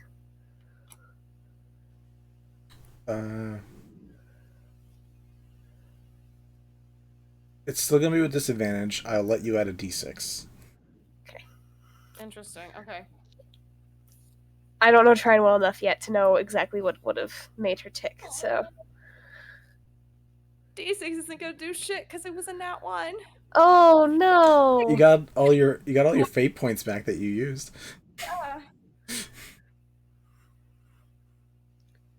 But why would I get rid of facts? This is for people to access. This is the same reason that you guys wanted to join the collective, is because you wanted access to information that not everyone else has. Other people might want access to information that they couldn't normally get too, and they should. And you don't know that they may also deserve the reason to have access to it as well as you do. I would give you as much information on Saphira as you want, but just please leave her family and my name out of it. Please, as a favor. I understand that these are facts, but some facts shouldn't be shared with anybody. Trine, we were just discussing that you didn't get a pet because you were worried about a real pet dying, correct? Correct.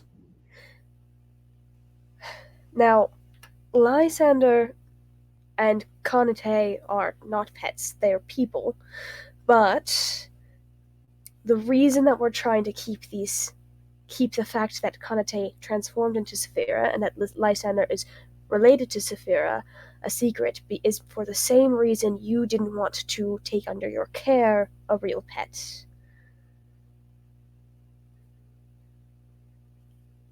Until I know more about what my ex is doing, because apparently she's dangerous, or at least that's the impression I got. I just don't want a target on my back, and I don't want a target on my former brother-in-law's back. Asunar, what are you up to during this conversation? A little paranoid and standing by the door, like just keeping watch, because it's just like, oh god, we could have been followed. Even though we were disguised and I was invisible, we could have been followed. Ah! Roll me a perception check.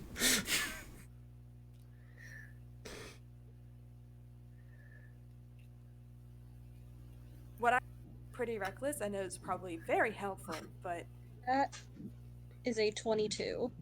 2. You are using the peephole or something to look out. Doesn't look like anyone's following you guys.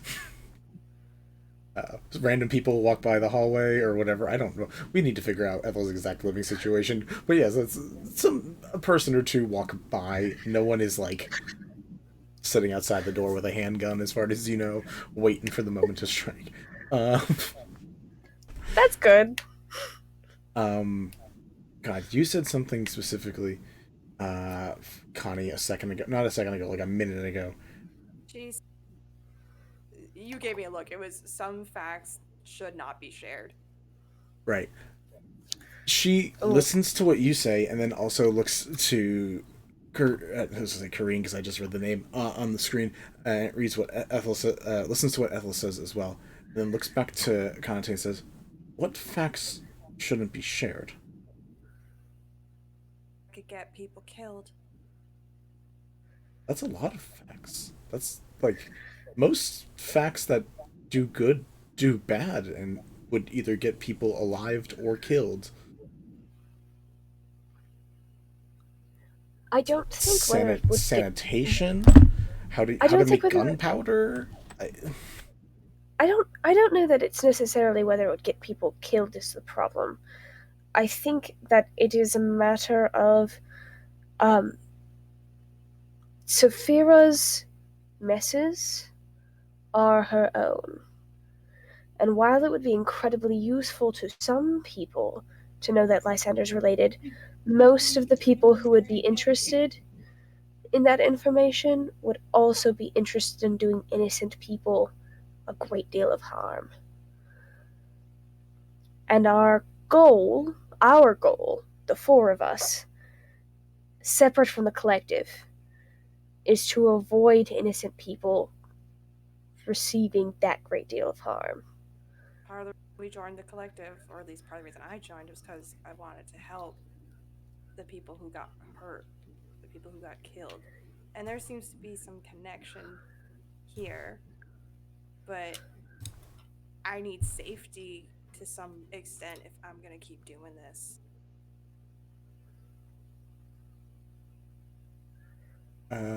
This time, Ethel, roll me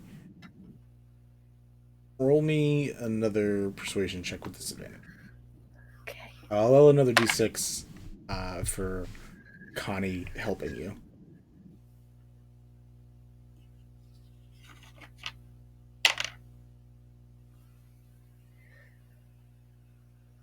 Let me just look at my fate points real quick.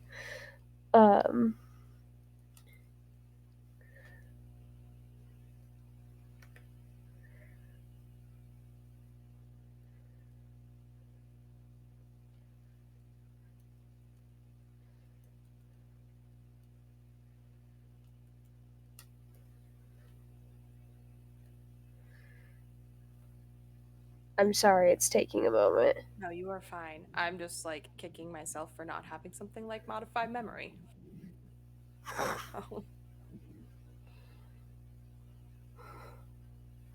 Yeah. I didn't even check that. That does seem like a very important spell to have, especially in this particular campaign. and people think necromancy is the evil school of magic enchantment, folks. That shit fucks you up. Necromancy is just, this is not dead anymore. Renew, reuse. Recycle.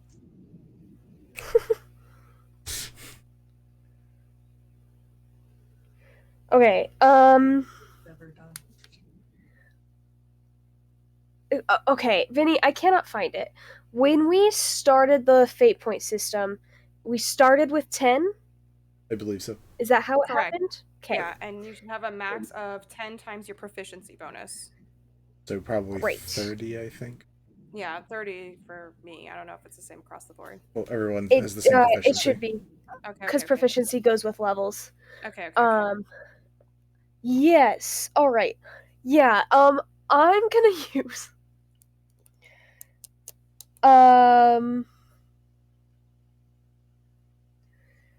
Oh, see, I'm such a hoarder. I'm gonna use 10.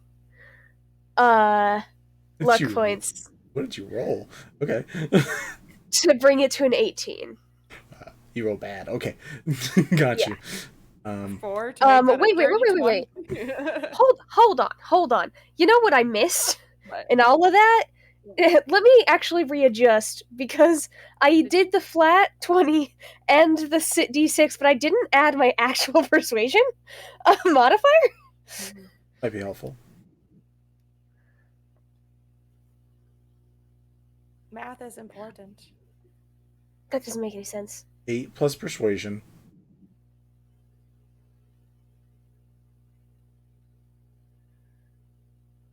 Can you just give me the number, because I can do the math? It's 12, and then I still want to bring it to an 18. Okay, then that's 6. 6. Okay. Plus 4 persuasion.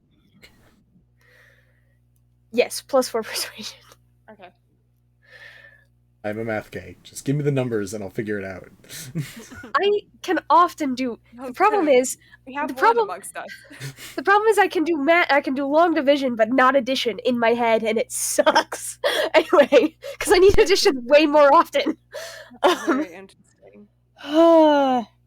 It's sometimes very fun because it's a cool party trick, but like nothing else. Anyway. So 6 luck points. I'm using 6 luck points. Fate points. Sorry. 6 fate points. So it's an 18 total. Cool. I would like to contribute 4 to make it a dirty 20. Fair enough. There is a very long pause as Trine just kind of stares at her book. She rips out the last 2 pages and just hands them over to Kanitae. And they're the names on them, like her info? Or is it just everything that she wrote? That's basically like the last hour of information. Okay. And Connie's just going to fold it up and put it in her pocket and just say, thank you.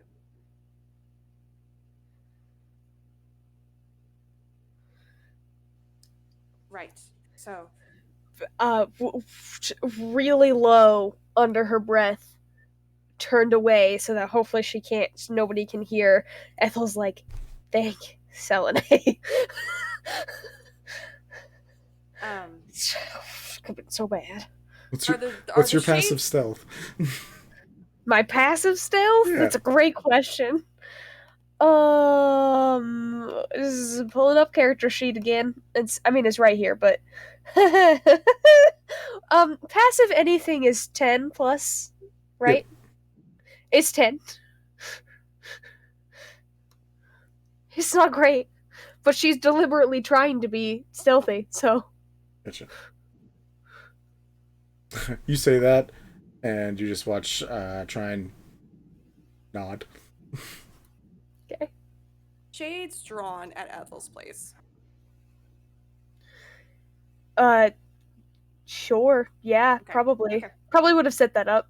Yeah, okay. So, Connie's just gonna kind of like take a breath, kind of slide the folder into a more like central position, and then just flip open the top cover. And I am I'm gonna ritual cast alarm on my door, by the way. I think I can do that. Una, are you just like literally just watching the door the entire time? Be paranoid.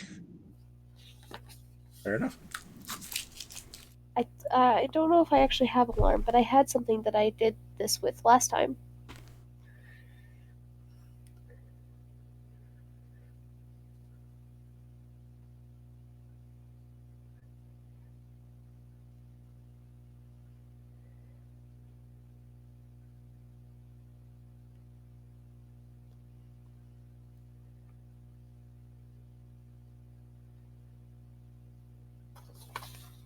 You have alarm, or you're trying to see if you have alarm? I'm trying to see if I have alarm, but I thought I did. Oh, you know what it was? It was not alarm. It was something else that I used as an alarm. Fair enough. A mood. Anyways, Connie, you are popping open that book. We are popping open that sweet, sweet file. Cool.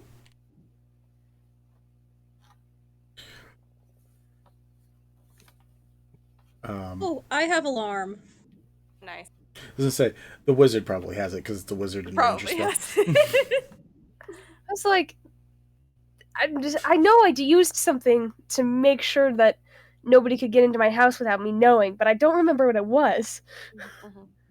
Alright, so I'm gonna spend 10 minutes casting alarm because it's a ritual. We can say you did that earlier too. Just like we'll say you've casted that already. That your paranoia made you do that. So now you can like kind of relax if you choose to. You have the option now. Whether or not you take it is your own choice. Yeah, you're able to. You pop open the notebook folder. File. Yep. File. About Nell.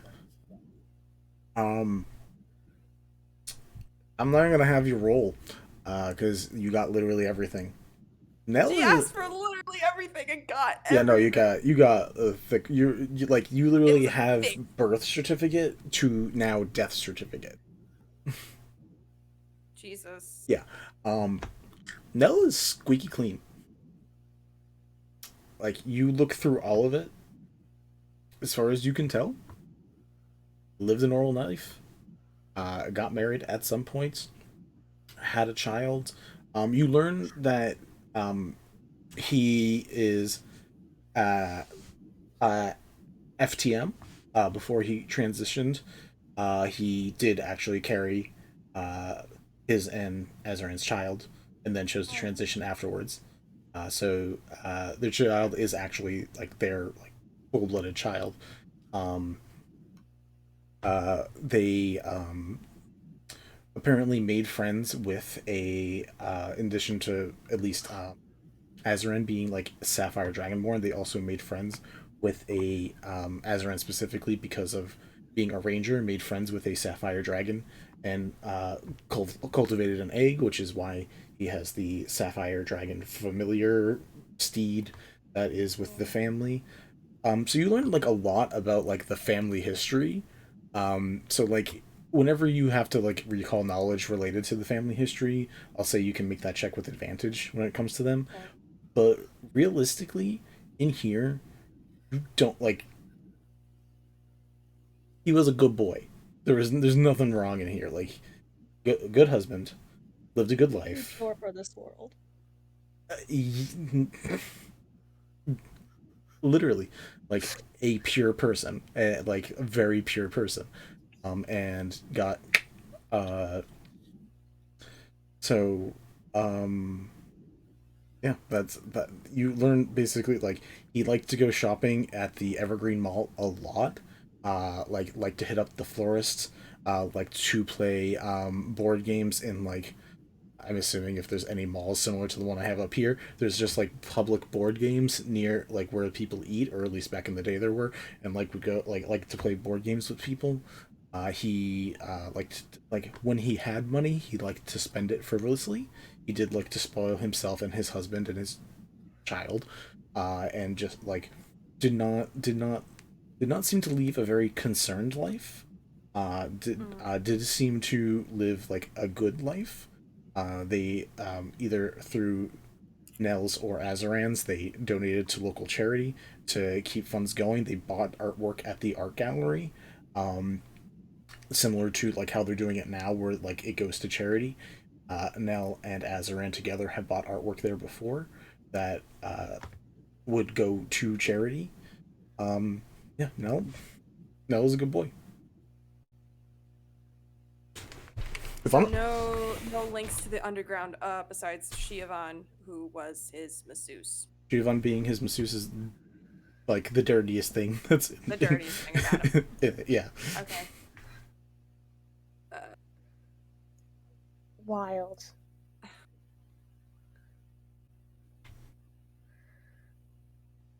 Well, at least we know that you don't have to be involved in anything nefarious in order to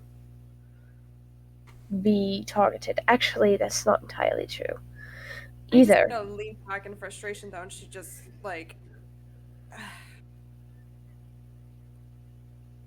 But then, what the hell is the connection? Why are these people being targeted? Well, there's always at least 3 answers to every problem. One is it could be random. One is that he was important enough that he had things completely stricken from his file before anybody else could see them. Although that seems unlikely based on this. Another could be that a third could be that they did not trust you, although that seems unlikely based on how you described things. And a fourth could be that he was only targeted because he is a political figure and because of his husband. You see, Trine is writing everything you're saying down again, and then stops and it's like, wait, you said 3 answers. You just gave 4. I changed my mind halfway through. Well, wouldn't it make more Apologies, sense? Trine. Wouldn't it make more sense that either everything is random or everything is not random? Because those are the only 2 distinct differences between each other of all the things you just said? Yes. However, I was trying to give opportunities for why it may not be random. Or the gods did it, which I guess that still doesn't count as random or specific. That's both, like random or purposeful. Yeah, never mind. And she just like starts scratching at things. Apologies, Trine.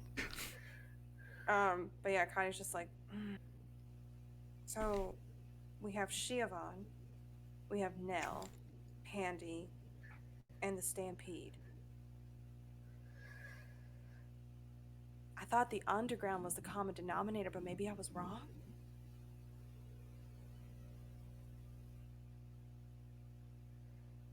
Unless Shiavan did something bad enough that the people she came in contact with had to be gotten rid of as well. I mean, she's had contact with the Stampede, and she's had contact with Nell. I don't think you got anything about her having any connection to Pandy. I mean, Pandy's not dead, so maybe we should pay her a visit. But if she had connections with the Stampede, and Stampede had connections with Pandy, very close connections, But just... it may be far-fetched.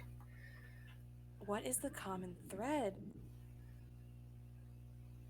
Just as you guys are talking about this, Asunar, 1, your alarm goes off. 2, Ethel, you hear at your door.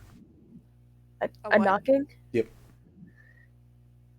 I'm gonna check and see if it's Walter before Probably I just gonna freak start out. really quickly packing up the file and putting it away. Oh yeah, please do. Yep. I'm gonna check if it's Walter before I freak out. God, what do I forgot what I have for weapons. Go me.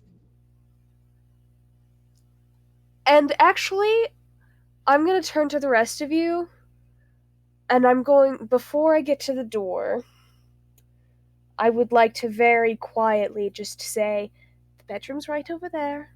Shut yourself in. Because that makes sense. Asunar, what are you doing? Because you guys can... I'm gonna get out my hand axe, my great axe, just in case, because I'm like, this is an altar, I'm swinging. Ethel is giving you an out, basically, though. She's saying you can go into her bedroom and hide.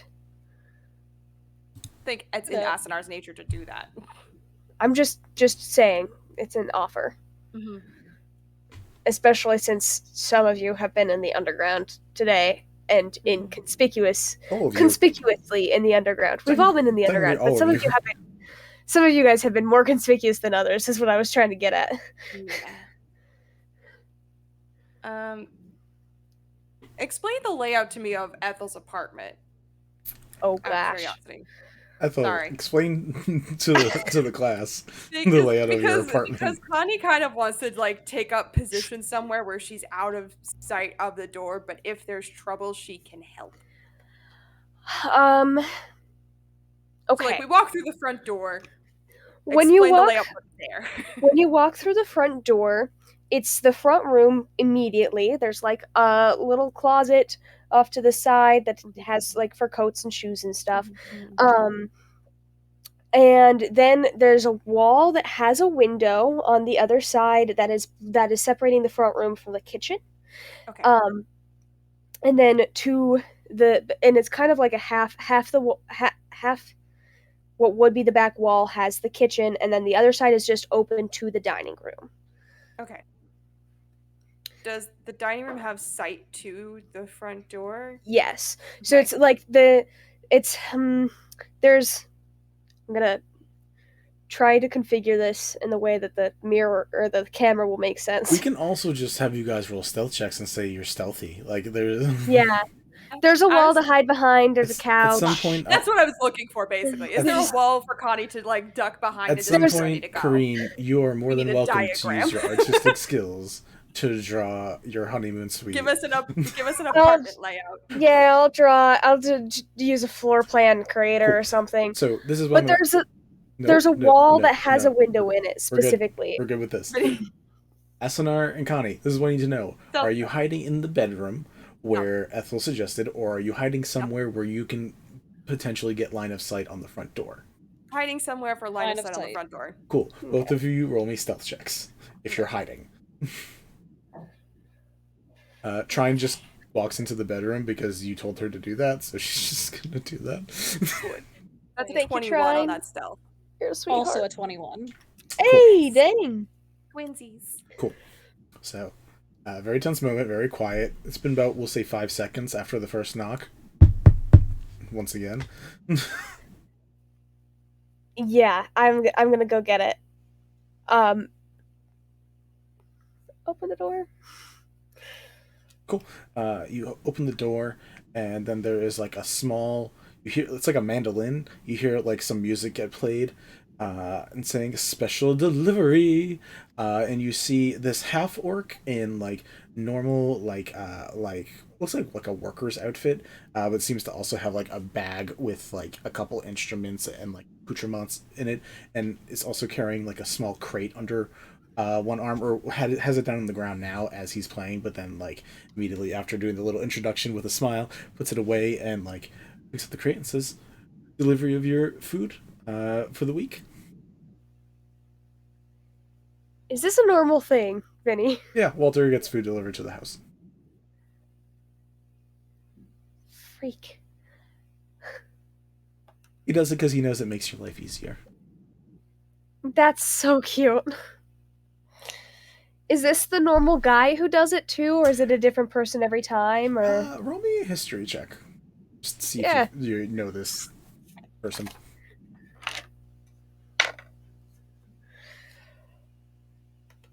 See what my history stat is. They said they're baffling when they stand next to you. I said everyone is.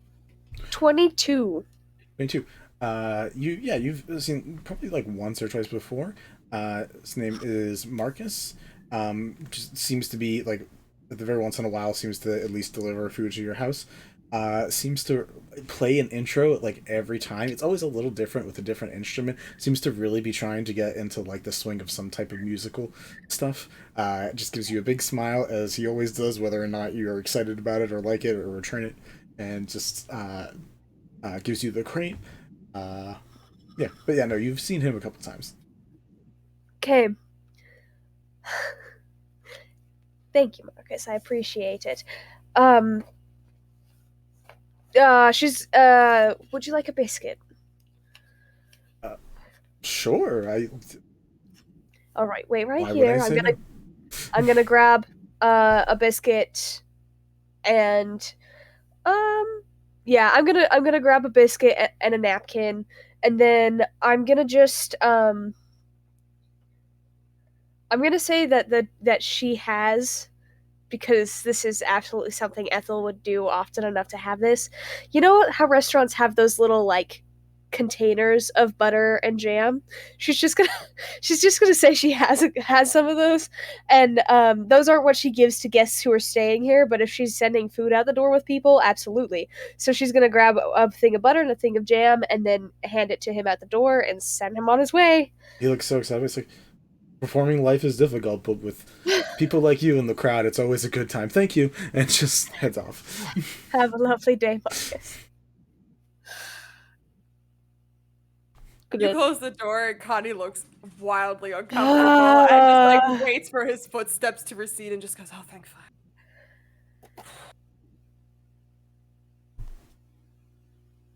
Do you have any drink in here? Yes, there's wine above one of the cupboards. Above the. How many bottles you got? I might have to owe you a whole bottle later. Anything stronger? I think I've got 3. And right. I don't typically drink stronger things, but Walter might have something stronger. Griff, I might have to commandeer a bottle. I will buy you a new one. Griff wants us to hydrate. Griff wants us to hydrate. I did it during the interaction. I'm out of water. Please fix that at some point. Yeah. Yeah. Connie's just gonna grab a whole bottle, open it, and just start drinking from the bottle. Walter might have more intense stuff. I don't know, Vinny. You can. Than wine. I mean, alcohol has many uses. One, not really tasty uses, but like, I mean, he probably likes mixed drinks and also like cleaning out wounds. It's very helpful, which like is another reason it could be. It's multi-purpose, which is nice. I don't typically offer his stash, but I think I can buy him something nice later. If you want something stronger. So, start in the top left. Asunar, how are you doing? Are you sure you want me to answer that? How Asunar is doing? Yes. Asunar is just freaked the fuck out. Like, I've done some pretty dangerous shit because, you know, that was in my line of work, but most of it was fucking fake.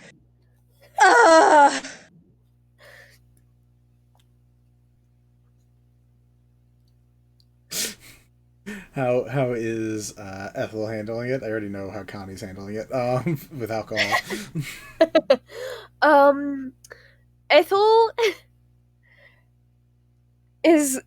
Ethel's gonna take the crate. First of all, she's gonna take the crate into the dining room, set it on the table. She's gonna make a note on the calendar that it came, so she can start keeping track of which day a week it comes, just in case. Feels like it might be useful for the future. And then she's going to very carefully open the crate up, because I want to make sure it's actually food, because we've been new places today with dangerous looking people, and that could be a problem. Not with people of the underground specifically, I mean Undercity specifically. I specifically mean the scenario of Connie being someone dangerous in the Undercity. 100%. You open up the crate, and it's, for the most part, it's stuff that would like take a while to like find by yourself if you were looking for it. Like, it's not like the main meals. It's not like if you go by a meat place, you couldn't just like pick out like a good shank and just like take it on the road. It's like individual ingredients that make cooking easier. So basically it's like a kit of like, hey, this is very helpful to just make cooking at home easy because you don't have to get the individual things. So like you can still go out and be like, I would like the rump of a pig, and go get that still, bring it home. But like you have the easier ingredients. I don't know enough about cooking because I don't do enough of it, but you just have ingredients that make cooking at home easier, so you can say herbs, oils, stuff like that. I know exactly the kind of things it would be. So you're set. That's so incredibly sweet. I'm gonna put them away. I'm gonna handle this by putting them away. Cool. So Connie is drinking. Ethel is putting things away. Asunar is just like stock still frozen in a seat or something somewhere. What is Asunar up to? Either hid in the closet or behind the couch. I'm not sure which one is better or funnier. At the same time, Trine is also just still in the bedroom. Yeah, I was gonna say I'll go ahead and open the door for trying to come back out. Was it something bad? Were you all set? We're set. It was just food. It was Walter being a sweetheart. She nods and just comes out and joins. She's like, that is something you can note. Walter is a darling. Walter is a good boy. We stand Walter. Yeah, so at this point, Connie's just like sitting at the table, just drinking out of the bottle, and then just like one hand, her head in one hand, and just going, "What is the damn connection? What is it? There's got to be something." Or it could be random. But why?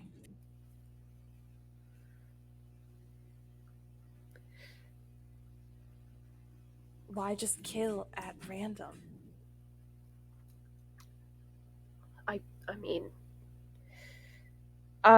Vinny. Yep. Historically. Okay. How often, like, do people just kill for fun? Or can you give me more context than that? Because, like, I just mean, she asked why would it be random, and I'm like, there's probably a name that exists out there that is a guy who just was a serial killer and didn't seem to have any connection for why.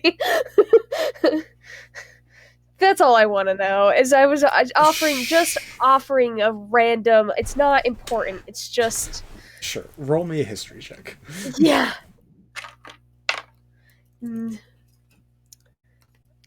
23. 23. Murders happen. Like, there's a reason there is actually a decent policing force up here, and like that they have like it's not like just a town guard. There is a policing force to take care of potential crimes, and that like does constitute all the way up to murder, and there are literal gangs. So like there are people who murder. It's very weird for it to be like so publicly broadcasted and to feel like a serial murder, because there's like obviously connecting patterns, but like people have died, there have been fights, there have been brawls, there have been like once in the past there was a gang war at some point where some people probably like got seriously injured in that. But you know, like for the most part, like every once in a while, yeah, someone kills somebody, because like it's medieval fantasy adventuring time, and sometimes people murder each other. But there's a judicial system and a justice system here. Like, or Yeah. I guess they're the same thing, but like there's a system to deal with people when they commit like literal crimes, and like murder is in fact one of those crimes. Like if you aren't in a gladiatorial ring where you're signing your life away, or there isn't a situation where like you're literally putting your life up for auction of some sort, you shouldn't be murdered. Okay. I'm actually going to change what I was going to say a little bit then based on that. I'm just going to say, well, I mean, people have died for no particular reason in the past, but something about this situation seems wrong for that. Why? Trine. I know this is not in your nature whatsoever. If you were to go on a killing spree, why would you do it? What would you want to gain from it?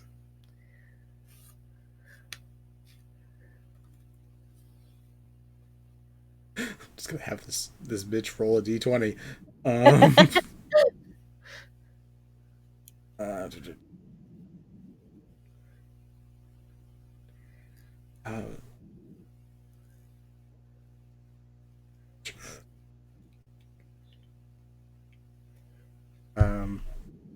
Why would you commit murder? A killing spree, specifically. Not just murder, but like a string of them. Oh. Vengeance on multiple people, specific targeted contracts that you might be handed out to you, some people probably for pleasure, doing a ritual of some sort that requires murders. You just straight up lost your marbles? I mean, that's technically always an option, but I'm sure that would include one of the other ones related to that as well. Yeah, completing psychotic, I guess, counts. I had one more and now I forgot it. Preemptively, or like trying to stop something from happening by preemptively murdering. I guess it requires precognition, but who knows? She gives these 5 with the help of Asunar on the 6th one. Just says these things. Me, Vinny, am running out of reasons for just murder, so I don't know. But that's fine. There's 6. That's perfect. That's more than perfect. Hold on. I'm looking at our past notes because my brain is turning.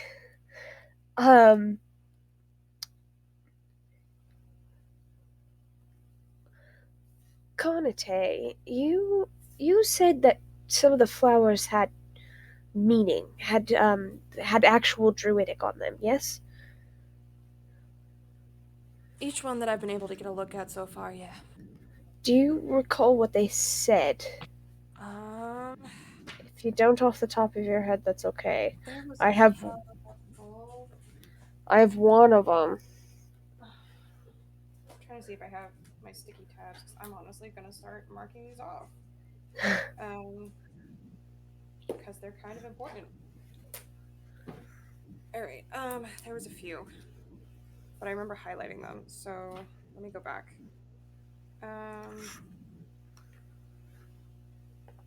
Where we first met it,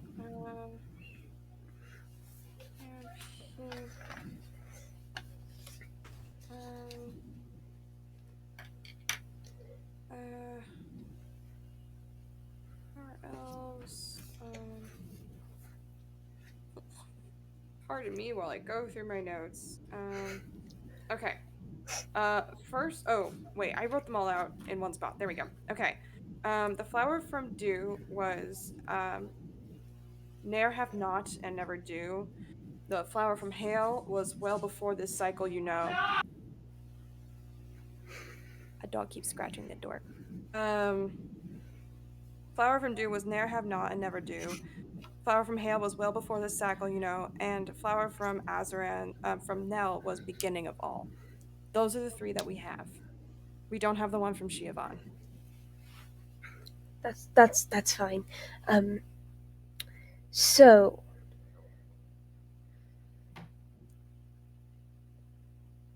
Trine had a few options. I didn't write all of them down. So, but the ones that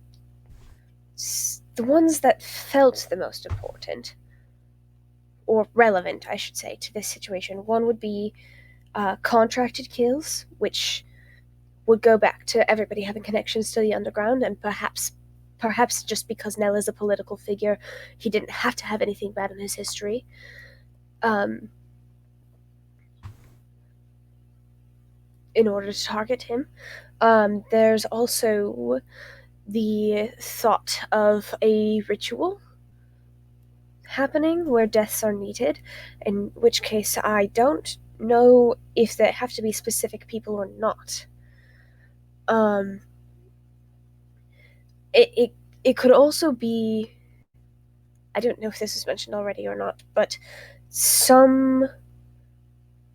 I guess that would go back to ritual, but is a ritual still a ritual if it's not meant to do anything? If it's just meant as a symbol? Sacrifice is the word I'm looking for.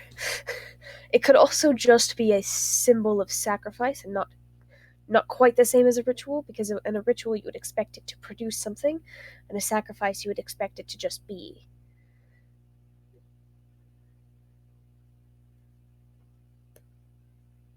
There were other options that Trine said that I didn't remember all of, but that's okay. I think if we can figure out how the druidic connects to the murders, we'll be a step further in figuring out whether it was just randomly selected people or if they're choosing people for a reason. There's probably another way to go about this as well. There's always more than one angle, but that's the angle that I've got in my head. Does anybody else have thoughts? I mean, that's something we can work off of, but maybe we should try talking to Pandy again? I agree. As this conversation goes on, Asunar, you sense every once in a while there's a ping or two as what it feels like is people walking by. It's like you feel them come in, go out, come in, go out. At one point you just feel like ping, someone coming in, and you don't feel any movement.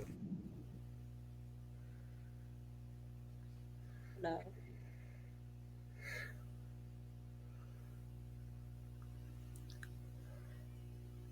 Oh boy. Oh boy, oh boy, oh boy.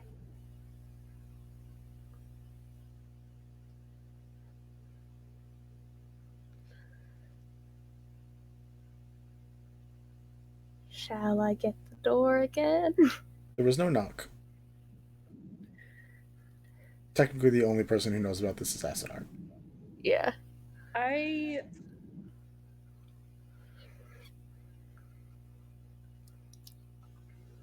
like quietly ask to borrow a piece of paper from Trine because I don't want to say what's going on out loud, just in case people can hear super well. Sitting at the table together, would Connie be able to like pick up on the fact that like something's up? Okay. So she's gonna keep talking like nothing is wrong. And just be like, well, maybe we go have a look at the gallery first. And then pay a visit, maybe in a couple of days. And just looks very pointedly at Ethel, like just play along. I write down that someone came into the alarm but didn't leave, like they were walking by, and I slide that over to the two of them.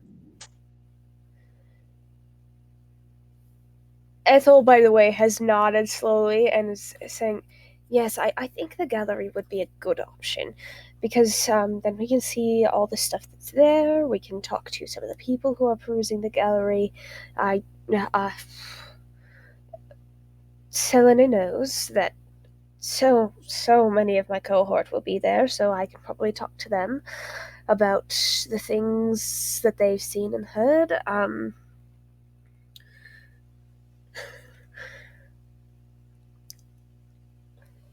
I might have to bring Judy brownies to get her to talk, but I think I can manage that. Oh, Judy.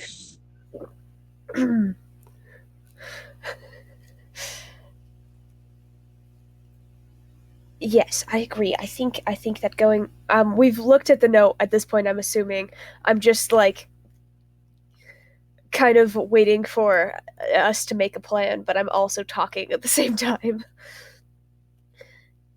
I think that going to the gallery would be a fine idea, and hopefully it will help us gather more information for the collective as well. I want all of you to roll performance or deception checks. We're gonna do deception because it's a +7. Ooh, 24!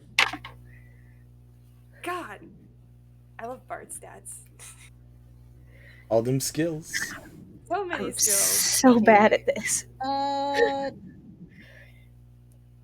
We're 21. gonna use fate points again. This might be a bad reason to use fate points, but we're gonna use 5 of them. We're gonna make it a 15.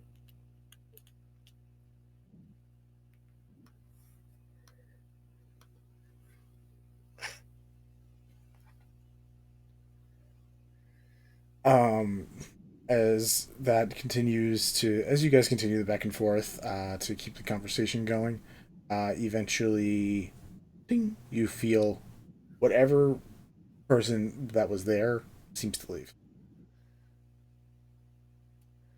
Do you know when in the conversation gone. they came in? Sorry. I will ask that after you say they're gone. Mm-hmm. They're gone. Oh my god. I'm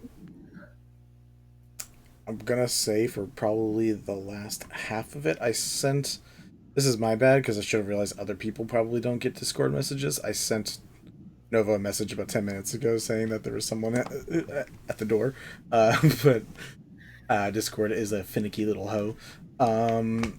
So, for the last 10 minutes of your conversation. Oh boy. So ever since we sat down at the kitchen table and started talking again?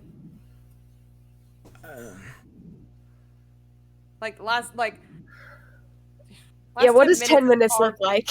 That's a great question. I don't, unfortunately, it's well after Marcus left, like a good 4 or 5 minutes after Marcus left, but long enough to hear probably a solid part of those conversations. Mm-hmm. Okay. Drat. Well, we were just talking about the case, which is known that we are working on it. Mm-hmm. So that's probably fine. It's at least semi-known that we're working on it. I mean, known by the collective. Can I would like to...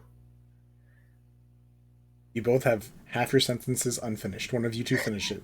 I would like You finish to first. look out the window and see if anyone is exiting the building. Just watch, look like I'm leaning against the window and then just, watch where roughly people would be coming out from the apartment building and see if anyone's exiting. I don't know how busy it is right now. Alright, roll me an insight check. Ooh, interesting. Ethel. We just finished the winter celebration, right? Yes. But it's still technically winter. Yeah. For the city. I'm going to go to the closet by the entryway, and I'm going to pull out a decoration wreath, and I'm gonna open the door because I want to see if anything was set down that could have been placed around my apartment that's suspicious, and I'm gonna swap the wreath. Put a wreath on the door that's for decor, that's seasonal, that's wintry, that is a different one than I already had there. Roll me a dexterity saving throw. No, kidding. I'm kidding. I was like, saving throw? This is fine until you said saving throw. I rolled a 16. I would like to add 4 fate points to make it a dirty 20. Gotcha. You're swapping the wreaths. And Asunar, what are you doing?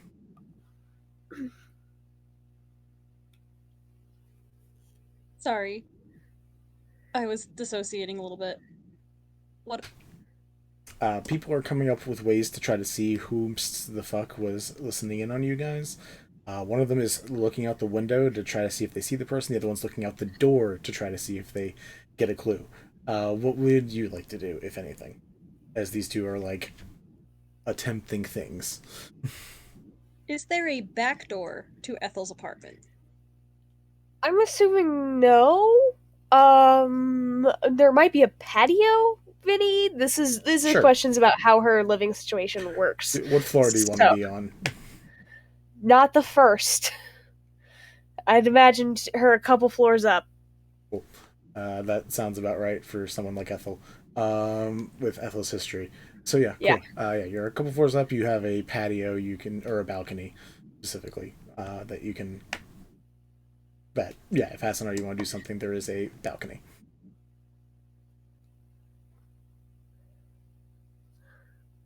Could I get to the roof somehow? Yeah, For sure. Building. How tall is this building? I don't know. We're about to make it up. Let's see what happens. This is gonna go very well or very bad, no in between. Roll me All right. a D10 Ethel. Okay.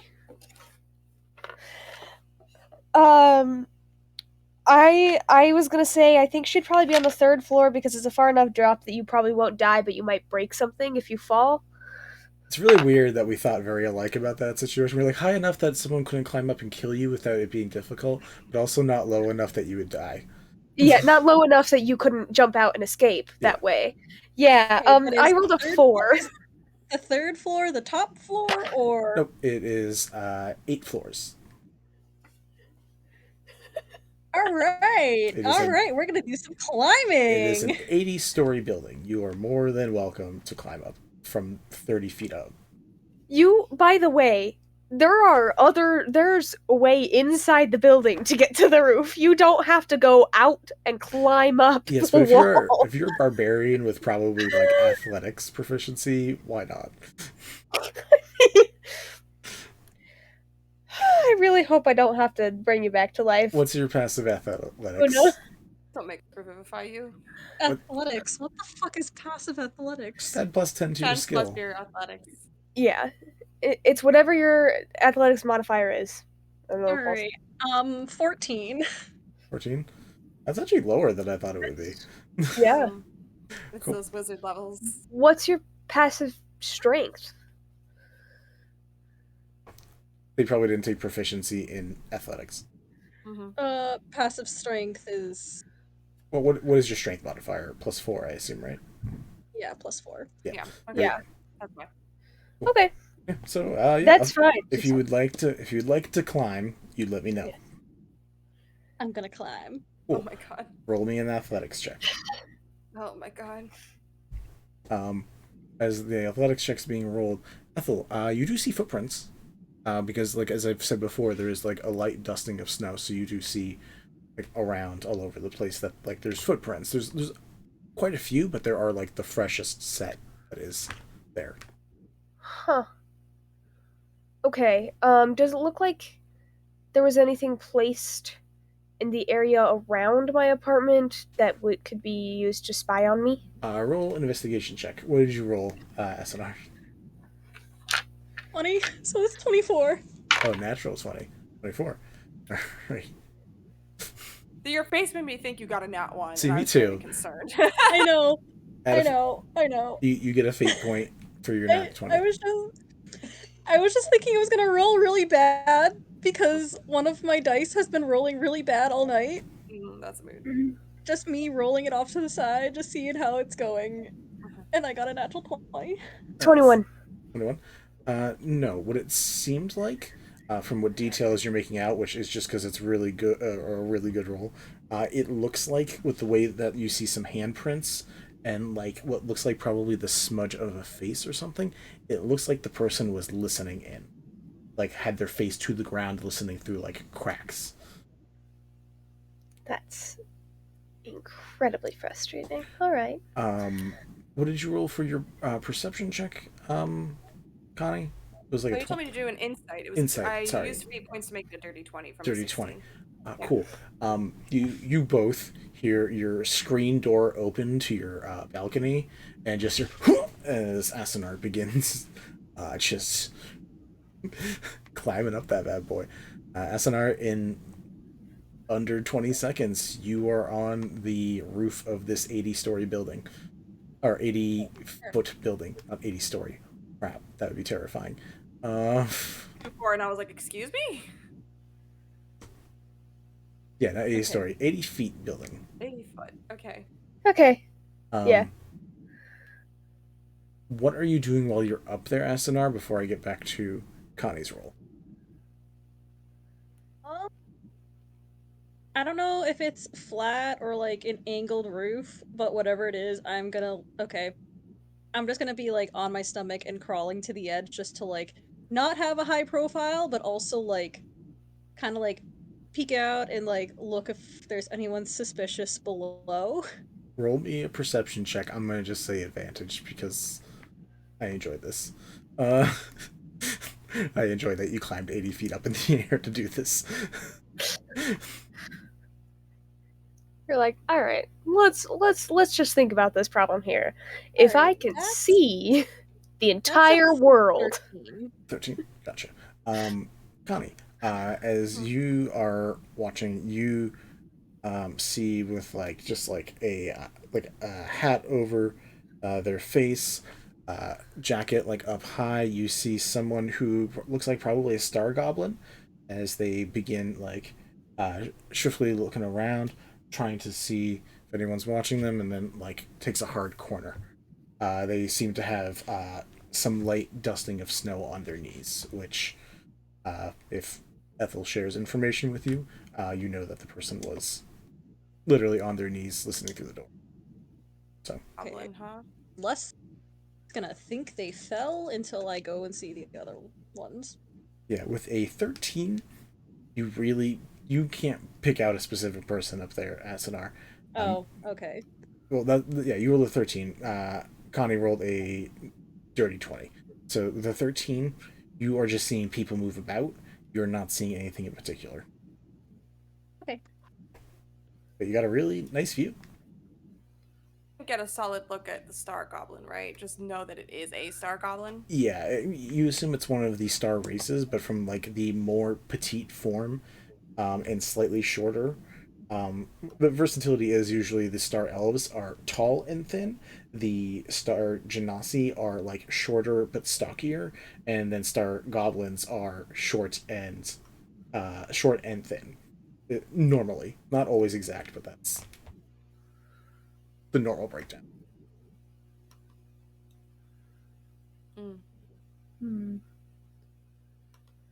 Did Ethel share that there was somebody? Yeah, when I come back in, I'll share it. Okay. Yeah, Connie will just be like, I saw probably a star goblin striding away with some snow dusting on his knees. Their knees. Couldn't quite tell what the gender was, but right. Somebody nosy is hanging around. Just because you're in a very precarious place, Asunar, what would you like to do from the rooftop? Oh, that's a good question.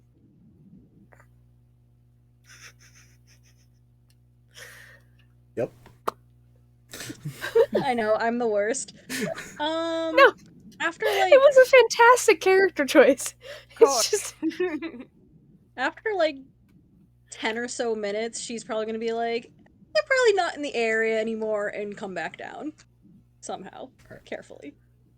So, roll me another athletics check.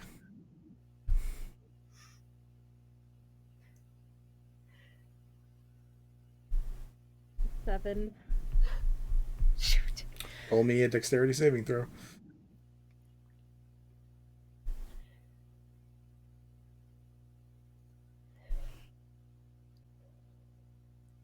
That's a 6. Cool. I'm glad I rolled the damage ahead of time. I had a feeling this was going to happen. So, Asunar, you begin climbing down, and you got this. It's a little slick from snow, and you try to grapple back on. Nope. So you just start falling. Just us quietly sitting in the room, when is Asunar coming? Ah! Yeah. No, it's past the window. I feel like if very cartoonishly we just see Asunar past the window. It's quiet. Ah! No, you hear. Fair enough.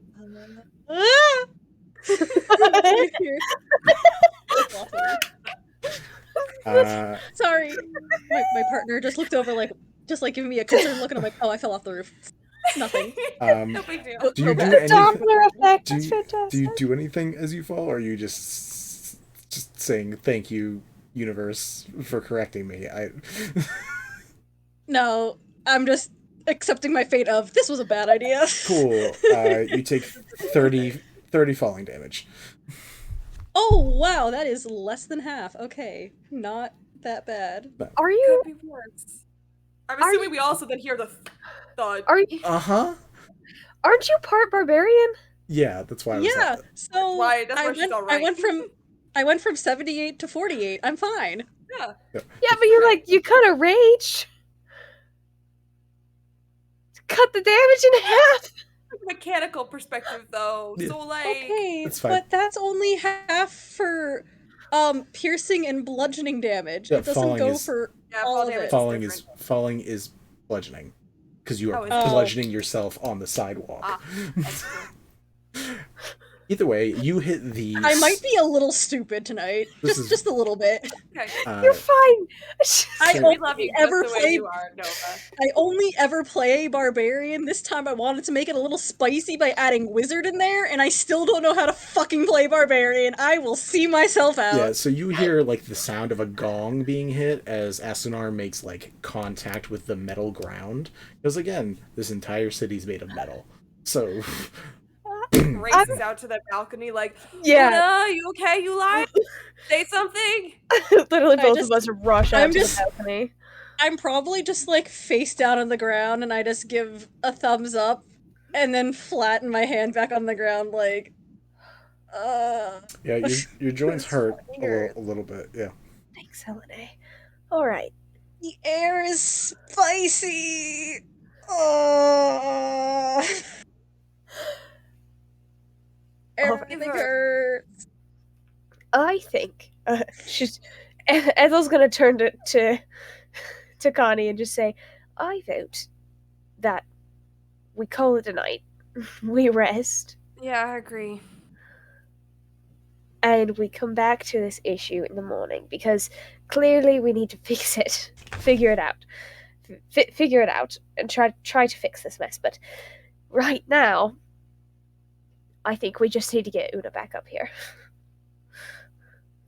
Yeah, I'll go get her. We can say you retrieve Asunar. That's not a difficult task. She climbs back up the railings outside one more time.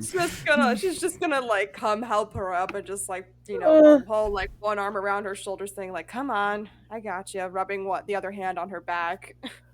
For future notice, Una, you can take the stairs. It's. I'll show you where they are.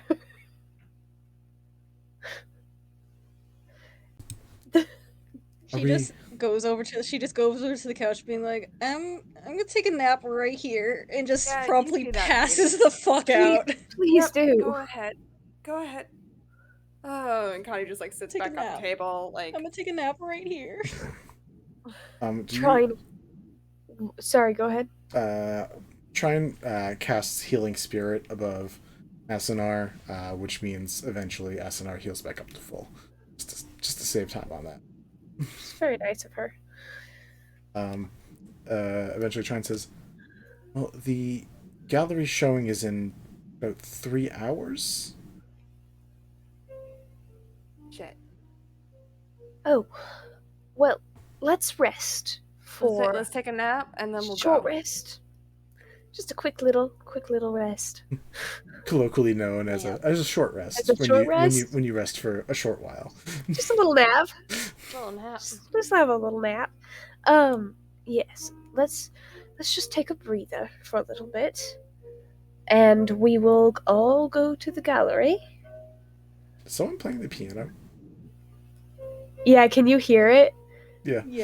Do I need to... It's not that bad. I was just very confused. I was like, are we being haunted right now? No, piano music. My little sister is learning piano. Although I will probably...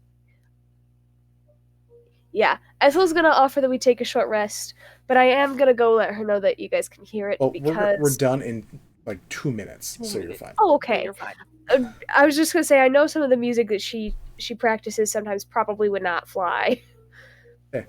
Either way, so yeah, you guys are able to take a short rest. Is there anything anyone wants to do during that short rest? Otherwise, we'll just say you all take a quick nappy poo at Ethel's. I have a comment about nappy poo, but I'm just gonna... Can Ethel appropriately bake and take a short rest at the same time? Well, yeah, short rest is like an hour, and we have 3. That's true.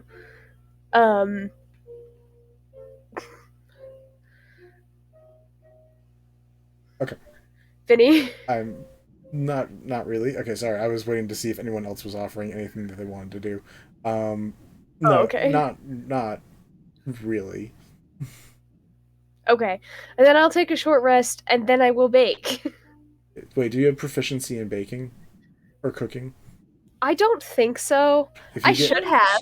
I should have done that. The pie contest, so I'm voting she has proficiency. That's great. I tasted that motherfucking pie. It was good. Next time we have downtime, if you want to gain proficiency in cooking utensils, you can then cook as part of your short rest. Cool. Cool. I might do that next time we have some downtime. Cool. Anybody else want to do a short thing that like basically you got like 2 hours before like the gallery before you probably have to leave to go to the gallery unless you guys want to be fashionably late, then you guys have like 3.5. So yeah. Nothing in particular. Maybe clean ourselves up a little bit. Maybe swap outfits for the gallery opening. That's fair. Asunar, anything you want to do as you guys all heal up and relax at Okay. Cool. Alright, we'll end that session there. That way we can do everything back together when we have our good old Temerity back. Which I'm pretty sure... I should double check the schedule, because I'm pretty sure next week we are missing... Oh no, we actually have everybody next week, and then the next week we're missing somebody.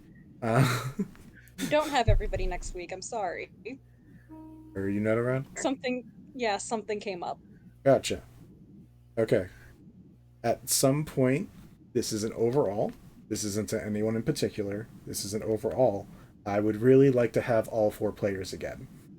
I know, I'm sorry. This is, again, not particular, because we've had literally everybody miss at least 2 sessions at this point. I would like all 4 characters back and going. Or I'm just going to run things, and if characters die because there's not enough people to help out in battle, or anything else, say la vie. Okay. That's an FYI, because I have been stalling plot shit for a while now. Cool. Anyways, unrelated to me berating my players, one, we have a new community goal, which is related to what we talked about before, the book. If we gain enough points, we will hold a raffle for someone to win the digital copy of this, the PDF. There's a word for that. The PDF of this book, which gets you all the things that if you go check out the Kickstarter or any of the other links we have, you can immediately go see all the things you can get in it. It doesn't cost you much. It literally costs the free points to get there, so please contribute, because if you don't win it, someone else might, and then they might just give it to you, because that's communism on the internet. Look, I don't mind admitting it. It's fine. Good, it's just funny. Look, I know what life is. It's fine. Anyways, related to that, anyone who does feel like contributing and helping out to support us, me, and the whole crew, especially our artists and the other people who do the D&D streaming itself, and the people who help out on the back end, getting this book, especially once we start hitting higher tiers, does really help contribute to that. You get, again, 110 magical items, 20 different unique mundane items, spells, 22 spells, 22 feats, a whole bunch of other crap, and then the 3 subclasses I talked about earlier. Please go check out the Kickstarter link, which if someone else can hit the button, just because I actually can't access my keyboard at this very moment. Thank you. Yeah, if you want to check out that link, send it to your DM most likely, because they'll probably want to look at it and have the stuff to like send out to people. Or you can get it and just bug your DM and be like, hey, you give me these things. Either way, whichever way works for you.